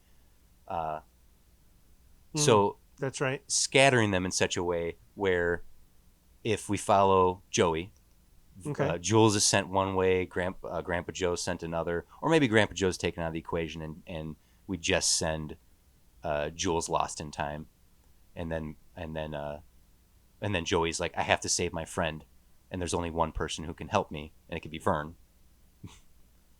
But it's Okay. Vern in 2007 or whatever. Like, it's wherever they like he gets disrupted or lost or what have you. Maybe it's still in the 70s. Depending on how much older Jules is between 1 and 2, Mhm. that would determine where he gets thrown. Because then he just has to live. Sure. So if he's 20 years older, Mhm. that means he got thrown back to 2004. Mhm. That's That's if we want to. I like the idea of going to the 70s because that's what the original Back to the Future 2 was going to do. So that's cool. Oh, I didn't know that. It was just going to go 50s, 70s. 10 years back, 15 years back, whatever. Yeah. It was going to be Marty was a little kid. George was running for mayor. I do know they had a plan at one point to actually go to like a farther future as well, and they didn't. Do you like the notion of Jules getting ejected from the time machine and tumble out Sure. of time? Sure. And now, The reason I'm saying it would be 2004 is because if we want the old him in the first one, the middle-aged him in the 70s, sure. we want him to be young again. So really, the middle-aged one has to then age up to be the first movie one, Mhm. and the Jules we introduce here is Jules when he first, quote-unquote, runs away So it's to make his own time machine. So he's at his youngest. Oh, okay. So our Joey is not. I had said he goes to Vern. I see what you're saying. He goes to a very young Jules to help him save. Sure. I need you, Yeah. young Jules, to send me somewhere in time where you are. Well, that's going to be hard. I've been all over time. Right. But specifically the most present version of you. Are you sure you don't mean my brother? My brother understands all of this stuff. I can't talk to your brother. He doesn't like me. I need you to find you in time. Okay, well, I can do that. Let me show you every spot I've been in time. Okay, this doesn't help. This, and also, it's you haven't It's a time you haven't been yeah. to that time yet. This is a future. Yeah. Yeah, it's the most present you. Yeah. Okay. So so now he has this. I'm the most present. The first kid who ran first. Yeah. I'm very present right now. Yeah. And then so this young kid has to help Joey find the oldest version of his friend, send Joey to that time period to rescue him and bring him back to the status quo. Yeah. Cool. Where did he go? And how do we? It doesn't matter how we find him. We'll find him. Where did he go? Yeah. Is there any fun to be had in sending Grandpa to the future?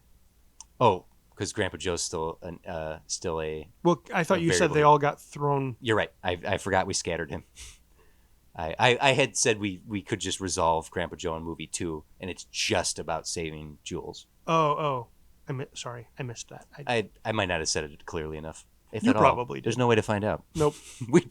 So then I ask you, which do you think is more interesting? Just the rescue mission? Because then we can create a whole different antagonistic problem. Or also having Grandpa Joe still be an issue in the third movie? I say no. I say we've resolved Grandpa Joe in movie 2. To stay with the tradition of Back to the Future here. Then thematically, then I think because because okay, so far both of those movies have been about you can't change someone who doesn't want to be changed. Can't change your nature. Yeah. Yeah, can't change your nature. The third one, do we want to stick with that theme, and do we want to now jump to the Browns and explore that with them, or do we find another way to explore that with the Banes? I think we we can have a smidge of the Banes, much like McFly's, or a smidge of the McFly's in the third one. It really is Doc Brown's story, and you're making a face. And a weird idea occurred to me. I have a weird idea too. You go first.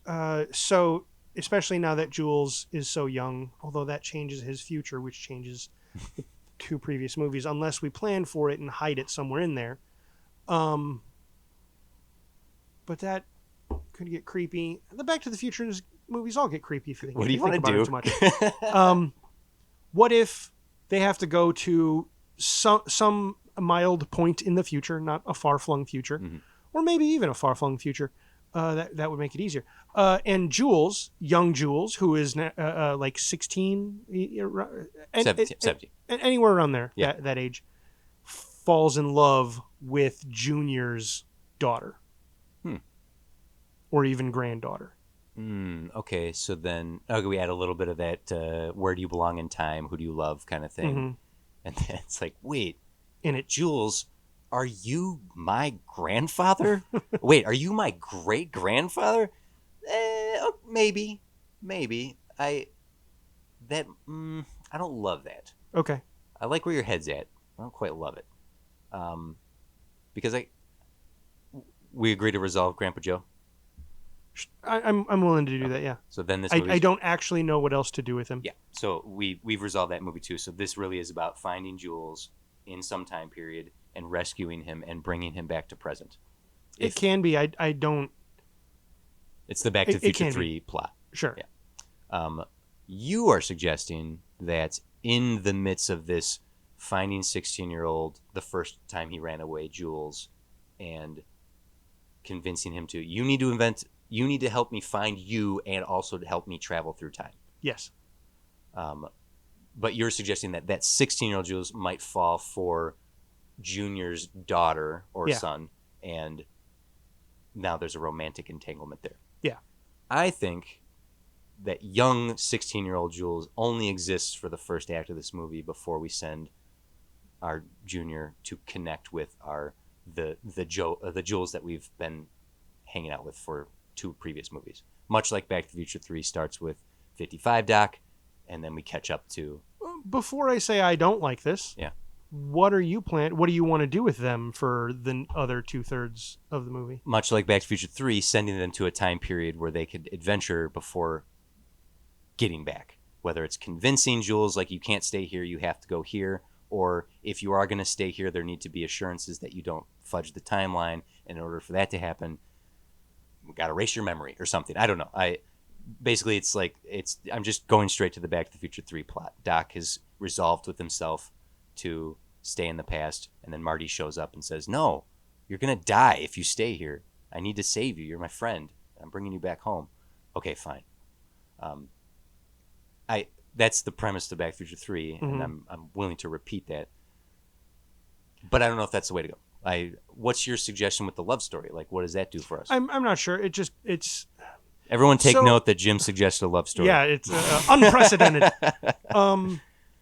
Frankly, one of the things that was always weird to me is Doc's love interest kind of came out of nowhere in Back to the Future 3. It was like, we're going to add this character. And I realize that's kind of what I'm suggesting here as well. Yeah. But it ties the characters together in a I don't know. I was expecting something like that in Back to the Future 3, that she wasn't just a woman that he fell in love with, that she was a certain person somewhere involved in the timelines that would touch back into the whole point what we did. The whole point of her is they save a woman who was supposed to die. She wasn't supposed to exist, so she was displaced from time as well. How about this? Let's try this out for size. As Jules is trying to pinpoint where he went in time so that Junior can go back and rescue Jules. We have some fading happening. Like, uh-oh. Something's happening to the Brown timeline where I'm being erased from existence. Okay.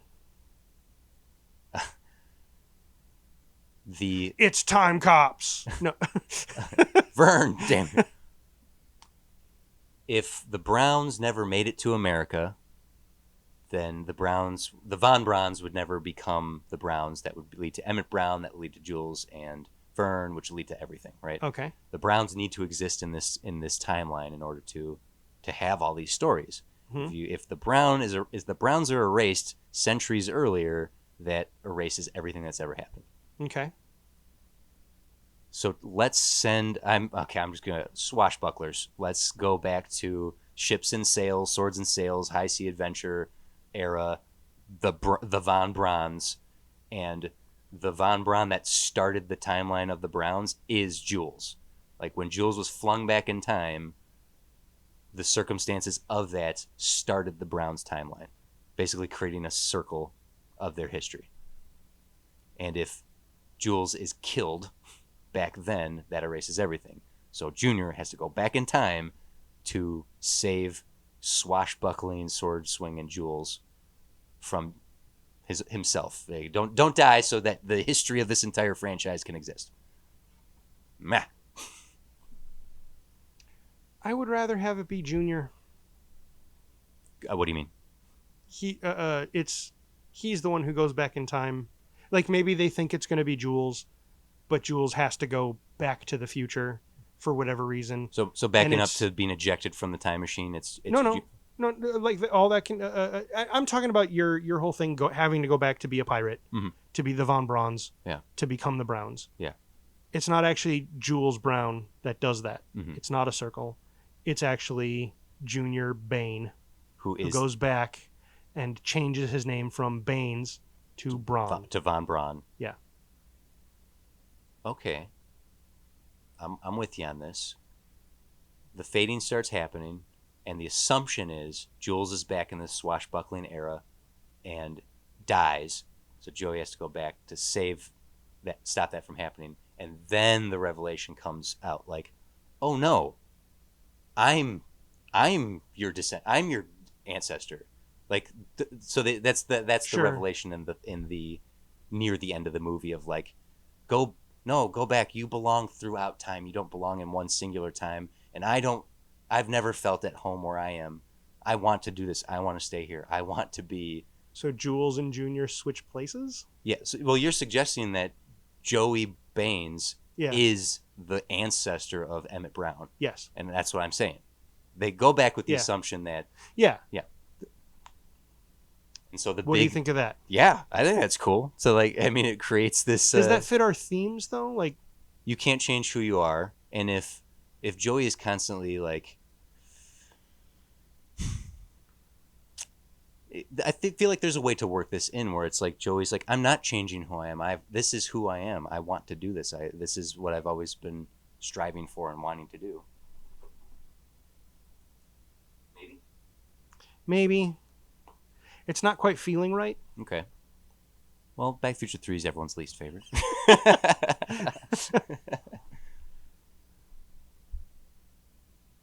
I don't know how much yeah. time, how much more time we have to ponder. I mean, This- we're not going to this sit here in third one. silence. I'm willing to take Um, other options here. I picked swashbuckling because I don't want it to be cowboys again. So I Sure. went back a little bit further, and I'm like, what's the next most exciting place to go? And pirates. Age of Sail. Yeah. Age of Sail seems like could be fun to see. Like, it's cool to watch gunslinging in Back to the Future 3 to see our, Marty and Biff or Mad Dog Uh-huh. Tannox slinging guns and whatnot. I don't want to do that again. But what's next? So let's think of another cool era, and it's Well, and swords. with Back to the Future, it makes sense because all three take place in the same place. Yeah. Right. They all take place there in Hill Valley. Hill Valley. Yeah. Thus, it would be cowboys. If we don't stick with the same place, Mhm. we can definitely jump around. Well, if we want to stay in Hill Valley, I guess it would be more like the Mask of Zorro era, but that's still sort of cowboy-y. Mm-hmm. right? The Spanish conquistador era. Yeah. Um, The other direction is the future. You made the point earlier that how it, like caring about the future is a little more difficult. Caring about coming from the future is more difficult. I don't know about Going there. ending there. Yeah. I don't know. I'm more inclined to want to see other places in time. It doesn't have to be swashbuckling. We could. I was picking 200 Sure, years earlier sure. or whatnot. Well, the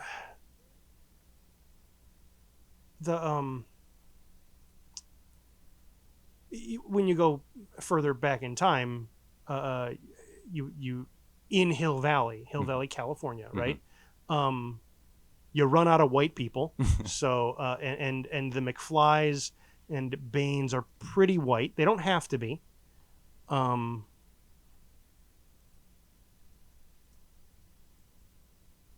Yeah, so that's what happens when you stick with the same place.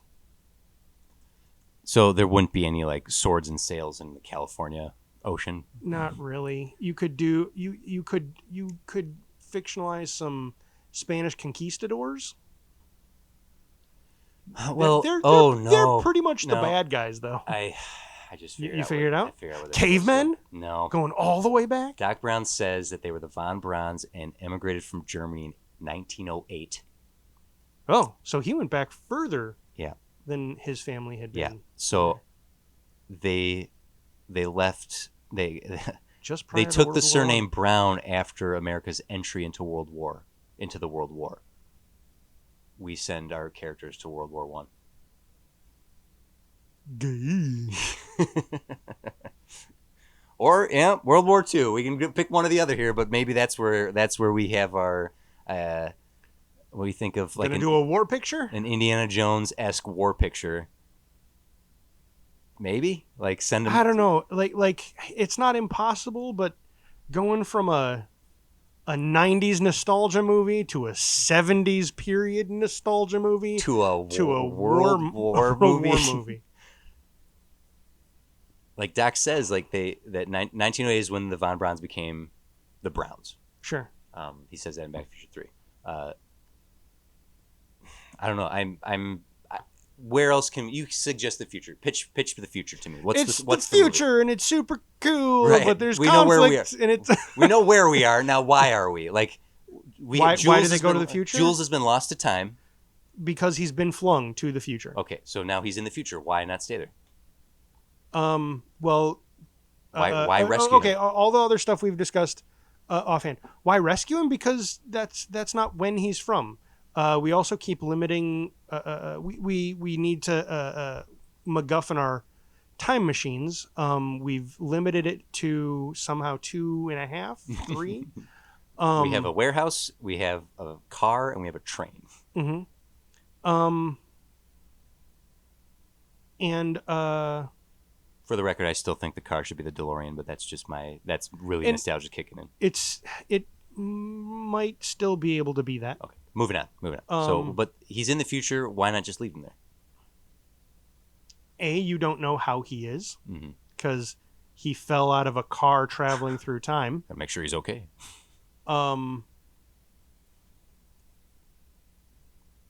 That's the main reason. It's the reason why you would do. So the telegram he receives from Doc Brown, what about that is like, oh no, I gotta go get him. It wasn't. So Doc sent him the letter Yeah. and said, "I'm in 1855. I'm living happily. I've left you the instructions for how to fix Yeah. the DeLorean. Go home and then destroy the DeLorean." Sure. So they go to get the DeLorean, and while they dig it out, they find Doc's grave, and he dies 5 days after he wrote the letter. So then Marty's like, That's no good. I'm going back in time and saving you Gotcha. because this can't be the future." I think that's the other reason is that one feels most tacked on. Well, initially, the original script was just a second movie, and it was Back to the Future 2 and 3 all in one film. Still feels tacked on. As we are doing here. It's tough to end a trilogy. We have to fight the future. I'm the complication here is if we're going to go rescue this character and he's somewhere safe and fine, he's not affecting any timeline. Like No, but that's the thing. We don't know. He's lost. Yeah. But once they decipher where he is, oh, he's in the future. Let's go see him. Oh, are you okay? Yeah, I'm in the future now. I'm cool. I mean, well, what if he says, no, I'm in the future now. I'm bad. Okay, let's try this. Let's try this. I guess then they say, get in the car. Let's go. They pinpoint him and he's flung into the future. Another 100 years or whatever. Okay. Like he's under the future. It's like, okay, well, I need to know he's okay. We know that's where his signal is. We know he ended up there, but we don't know if he survived falling out of time. So let's go make sure he's okay. That's it. I'll come back here after that. I just need to know my friend survived. So he goes to the future. He finds him, and Jules is like, no, what? Why are you here? I needed to make sure you're okay. I'm fine. You need to leave right now. And then, oh, the government! They've come for all of the flux capacitors! I knew you'd come and check on your friend, and I am here for your flux capacitor. Tannin Corp will be taking this. Tannin Corp will be taking this. We control all of time now. You idiot. I need to know you're okay. You're my friend. I cared about you. I'm in the future. Of course, I'm fine. You're clearly not. You were in jail. And now we're in the future, and we have a big brother, evil, bad guy, corporation-y. Exactly the one thing we said we didn't want to do when we started this conversation. But there it is. It's Spacely Sprockets, and they're going to destroy the future. Nah. And that's when we reveal this whole time this is a prequel to a Jetsons scene. George Jetson is actually a descendant of George McFly. I don't know. Okay, I don't have an answer. Let's stop for a second. We have our first movie. A kid goes back in time to gamble and screws things up. Can't change your dad. He is who he is. Right? Mm-hmm. Okay. Second movie, Grandpa Joe goes to the 70s to try to commit a crime and get away with it. They have to stop him. But first they have to steal a train. Mm-hmm. And it ends with a fight that sends one of our characters tumbling through time. Third movie starts with, I need to find my friend. I found him. And now I just want to go home. I'm done with all this time traveling and adventuring. Without going into any strokes whatsoever about what the third movie's about and just being general about the two that come before, it feels like a cool trilogy adventure. I'm glad to have skipped trying to recreate the first movie and just jumping straight to the second one. I like our main character being connected to a McFly, but only as secondary cousin. Mm-hmm. Creating a cool antagonist in an additional tertiary character that Uncle Jailbird Joey ends up being the villain in the second movie. I think that's cool. But it's this third movie that is like, how do we end this trilogy? So regardless of any time period we go to, or who does what, or who goes where, how does this end? Does it end with Joey accepting he is happy to be in home and has a friend who is an integral, a time-traveling pen pal of sorts, and he's ready to proceed with his life, having experienced so much in so little of time. And the future's not written yet, but the past isn't set in stone. Something like that. I'm just trying to, the culmination of the movie, of the trilogy, leaves with a hopeful note of, maybe it is you can change who you are. You can choose to change, because you had said you can't change someone who doesn't want to change, but that doesn't mean people can't change who they are. And so our lesson in the end is you can choose to be, you can choose your future, you can choose your identity, you can choose who you are. Choose your path. The choice is yours. Choose your own adventure. Oh man, there's a tagline for the movie. The pants will get sued right off you. Oh man, choose your own adventure. Yeah, you just put the tagline on the poster. When you have all of time and space, when you have all of time ahead of you, you get to choose your own adventure. I'm like when you describe it, I'm leaning toward doing something with the Von Brauns. do it. My idea of either a world war or the swashbuckling era. Yeah. I think swashbuckling is more fun because it allows us more fun. A world war is pretty gritty and not exactly, yay, adventure. Visually, it traditionally hasn't been a time that has been very appealing to many people either, outside of anything Titanic related. Mm-hmm. Narratively, I would want to go there because it relates to the characters and their familial legacy, Mm-hmm. and stuff like that. Yeah. Okay. That's why I'd want to go there. Mm-hmm. Same. Swashbuckling, your DeLorean's going to mean a whole lot less, or more. Less on the high seas. True. Unless it's a boat now. Oh man, how do they get that? That's another thing. Is like how do we travel How do through we time? get to 88 miles per hour? First one's the lightning bolt. Second one is it's more about the second one doesn't have any problem with the No, like how are we it's gonna time about travel? power. Yeah. And the third one is getting the speed up fast enough to get out of there. So having a complication. The third one is how the heck are they gonna travel through time on the high seas? Is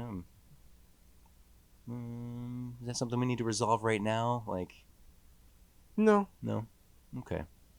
I don't think so. I mean, it'd probably be nice to resolve it, but I don't think it's We necessary. can set that aside for a second. I do like your notion, though, that it ends up being Joey Jr. is the ancestor of the Browns. You'd suggest that? Do you still like that idea? I think there's a poetry to it. I like in some initially like imagining the McFlys and the Browns somehow joining houses Yeah. was a thing that, like, I don't know, it just made sense. I don't know what characters would pop up to make that happen, but that just made sense. And this is a way to kind of sideways into that. Dirtbag Uncle Joey turns out was like that whole line of the family was actually Essential. yeah. One little notion here. This might. I think this is. I have fuzzily in the back of my head that this is similar to something. I don't know what it is right now, but having. Oh, I know what it is. It's like the Flash. That's fine. I'm going to throw it out there anyway. That when it's resolved that Joey's going to stay in the past to start the family line or create the Browns, and Jules returns to. Jules like, I can visit. Like, I'll come back, and it's like, no. I think go on. Like, you need to keep living your life and not keep going back to places. You need to start forging your old path and make something of yourself other than You have to go back to your future. Yeah. Well, that doesn't quite work though, because the whole point to that character is we know that character's future. Yeah. It's going to eventually be these other two movies. Yeah, but you need to go back. You can't stay here just because it's the most present version of. Yeah. Yeah, like the 16-year-old one's the one who sends Joey back to meet the oldest version of Jules, and that Jules needs to go back, like keep traveling. Oh, I see. You keep doing that, and I keep in my brain not doing that. But the suggestion of, and I'll get to this whole. That's like the Flash. The suggestion that's like, I could visit. Don't worry about like, there'll be other. Let me do this. Let me live my life. I don't need to be disrupted. I'm choosing this path, and I'm gonna see it out. I'm not gonna jump around anymore. I'm going to stay on this and live my life. And the suggestion of visiting could be could be there. What I want to say is that we see like a young, like a girl or like a kid who kind of like in the background sort of observing, and it's the suggestion of another generation of time travelers that may one day unfold in this franchise. Just the suggestion of seeing another future Brown or McFly or Baines or someone else entirely who visits a key moment in time. Oh, I see. I was about to say no. I don't like Broom Kid, but I see what you're saying. Yeah, just a hint sort of this audience hint of, and this whole thing is a story that further generations are witnessing. Yeah, not like over the head, not a Broom Kid moment, not like but just a suggestion of like, huh. And even if as we stay with Joey as he's watching Jules leave, and he has a moment, and he like glances over and sees a thing, and just has a moment of like, I know, I acknowledge that I see this person, but that's all I'm gonna do. I'm gonna, all right, set sail. You know? I know. I haven't had any answers for what to do with the future. Mm-hmm. We did not go to the future at all in our trilogy. Mm-hmm. We only went to the past. We never went back to the future. No. We went back to the present, which is the future for the character sending the other character. Okay. We need to bring you back to the present, which is your future, back to the future. My other point is taking our character and leaving them in the past. Mm-hmm. There's a real, not bitterness, maybe bittersweet. There's a sadness to that, even if it's what they want. Yeah. The only way it's not is if all the way from that first movie we frame Joey Bane's life as really unpleasant. Not necessarily the worst thing ever. Yeah. And that even as he modifies time, he's not fixing his life. He's just always... So that way, at the end of the third one, when he's like, I'd rather live on an old-timey ship with all kinds of crazy diseases and hard times. Yeah. This is high adventure for me. Like, he needs to end... I think he needs to end in a happy place. Sure. Not just dealing with sea as far as the eye can see is better than Southern California in the 2020s. Is it? Maybe. Yeah. He leaves before 2020. He'd be great. Okay. Doc Brown stays in the past. And then he carries Clara off on the hoverboard to live happily ever after. And then Marty gets an epilogue moment where he shows up and he's like, meet our sons, Jules and Vern. And it runs on Steam. I'm happy as I've ever been. Live your life, Marty. The future hasn't been written yet. And he flies off to a happily ever after the end, leaving Marty and Jennifer happy for him. Yep. So you make the fair point that if Joey is constantly like feeling like he has nowhere to go, he's thought about joining the army. He tried college. Like nothing fits. Nothing feel. Where do I belong? It's because my life is terrible. If I go back and have money, my life will be great. Well, I have all this money now, and I still don't feel like I have what I want. And now I have a friend. If we create this idea that he needs to be somewhere. If our character is just never satisfied, we can end it well. That's my problem with that ending. Yeah. Like right on in the outline of it, Mm-hmm. the poetry of it, I very much like it. Mm-hmm. But I'm imagining watching that ending of him basically being the new Davy Jones. Yeah. Right? It's the same thing that happened to Will Turner. Yeah. He's in trapped. Pirates. Okay. Yeah. Okay. Joey, I'm willing to accept that you want to stay here and live this. Are you sure this is what you want? Yes, of course. Okay. I'm just going to list all the reasons you shouldn't. Typhoid, cholera, syphilis. Like, hey, syphilis. Just if you list all the things, it's like, okay, all right.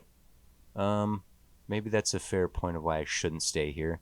However, if not that exactly, but if it's like I want to do this, it's like, well, there's this, and this, and this. And it hypo sprays him, and he's like, now you're immune to all that. You can't get any of those diseases. Just don't get stabbed. I can't make you immune to stabbing. That is as hand wavy as the character showing up to tell us that he's happy. I am happy with the way this ended. That he says, like, fine, I'm willing to, you can have this life that you want. I'm giving you this hypo spray so you can't get sick. I would almost rather end it where he's like, no, I want to stay. Yeah. And he stays. He looks around. And Jules leaves and he looks around and he's like, oh no. Oh no. And like a moment passes. A moment too many passes. Mm-hmm. And Jules comes back and he's like, are you really sure? No, I'm let's done. go. Let's go with that. And then during the credits, we get a fun little montage of the two of them popping throughout time, having fun. Okay. As they get older. You had said you wanted to come back to this, seen historical events. This is your time to do it. Oh, sure. Yeah. There you go. We come back to the things that Jules said he never got to do, mm-hmm. and that's what they do. in the credits.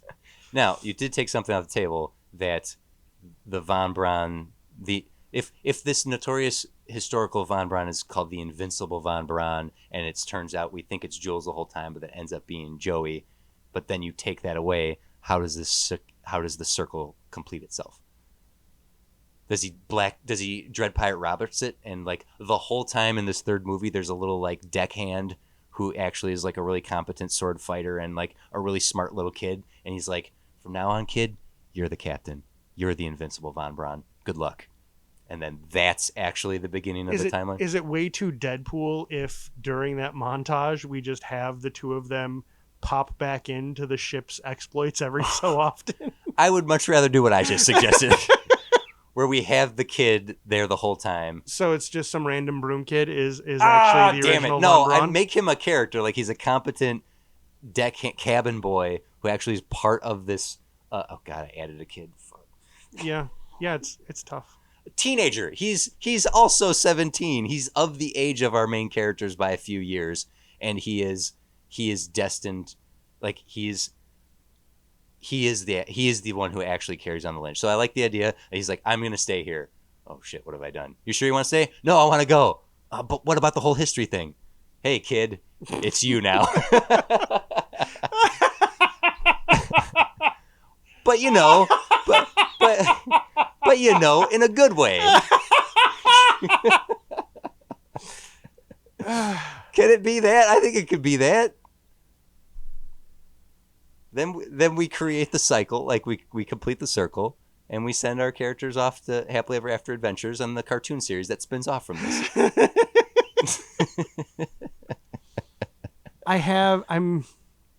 I feel like I'm out of juice for today, so Okay. I don't have anything else. Then that's what it is, folks.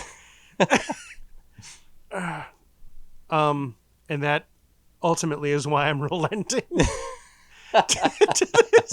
Hey, you know what? We just did 3 movies. We just did trilogy for a trilogy that shouldn't exist. Yeah. I think we should leave it there. Okay. I'm gonna call it. Okay. But I am also gonna call to our listeners, hey, Back to the Future is a dangerous territory that no one wants to go, and I don't want to be there. But guess what? We just went there. Yep. We traveled through it. It's hard enough to come up with one of these things. David demanding 3. Oh God, didn't see that coming. So way to throw that into the works. But I want to leave it here. Okay, Jim, we did it. That's it. We've done 100 episodes. It's that, or the third one should be about somehow incepting the flux capacitor idea into Doc Brown's No, head. because he fell off the toilet, and that's what he envisioned it. That's Yeah, his. That's his. So Do not take that away from him. Jules and Joey have to go back to the 50s and become plumbers to install that toilet. Yeah, we're gonna install a toilet over here. Don't mind us, Mr. Brown. Don't burn down your building. Listeners, it's time to let us know how we did. Hit us up if you agree, disagree. Tell us your idea. What is your Back to the Future, okay? We've missed stuff here. We went to weird places. I like what we've come up with. This is a lot of fun. I think it obviously pays a lot of love to this original trilogy that I care so much about and so many people care so much about. But what are your ideas? What do you think? How did we do? You can message us directly at studiodemands.com or on Instagram at Studio Demands. Like, subscribe wherever you're listening. And if you feel like giving us a little review, you can do that in your podcast app. You can also find us on YouTube, TikTok, where we post video content and material not heard here on the show. And Jim, you've got some material too. Reddit and Discord as well. Yeah. And if you want to get more of us, we do have a Patreon. And for a couple bucks a month, you can get episodes early, extended double-length episodes, movie commentary tracks, and you can also show us some love by just subscribing for free. Unless you have anything else, Jim, I think that does it for this episode. What if we follow a couple characters that get a hold of the DeLorean and they go to the future and they get a sports almanac and they come back and they try using it and it works at first, but then events start changing and they say, oh no, it doesn't work anymore. We have to go back to the future. And get a new almanac. And get a new almanac. Yeah, they just have to keep doing that. Back to the almanac. Okay, we'll be back again soon to challenge ourselves with one of your demands to improve the world of cinema. 100 episodes. I'm TC DeWitt. I'm Jim. And stay safe, be kind to yourself and others, and thank you, everyone. We'll be here next time. 100.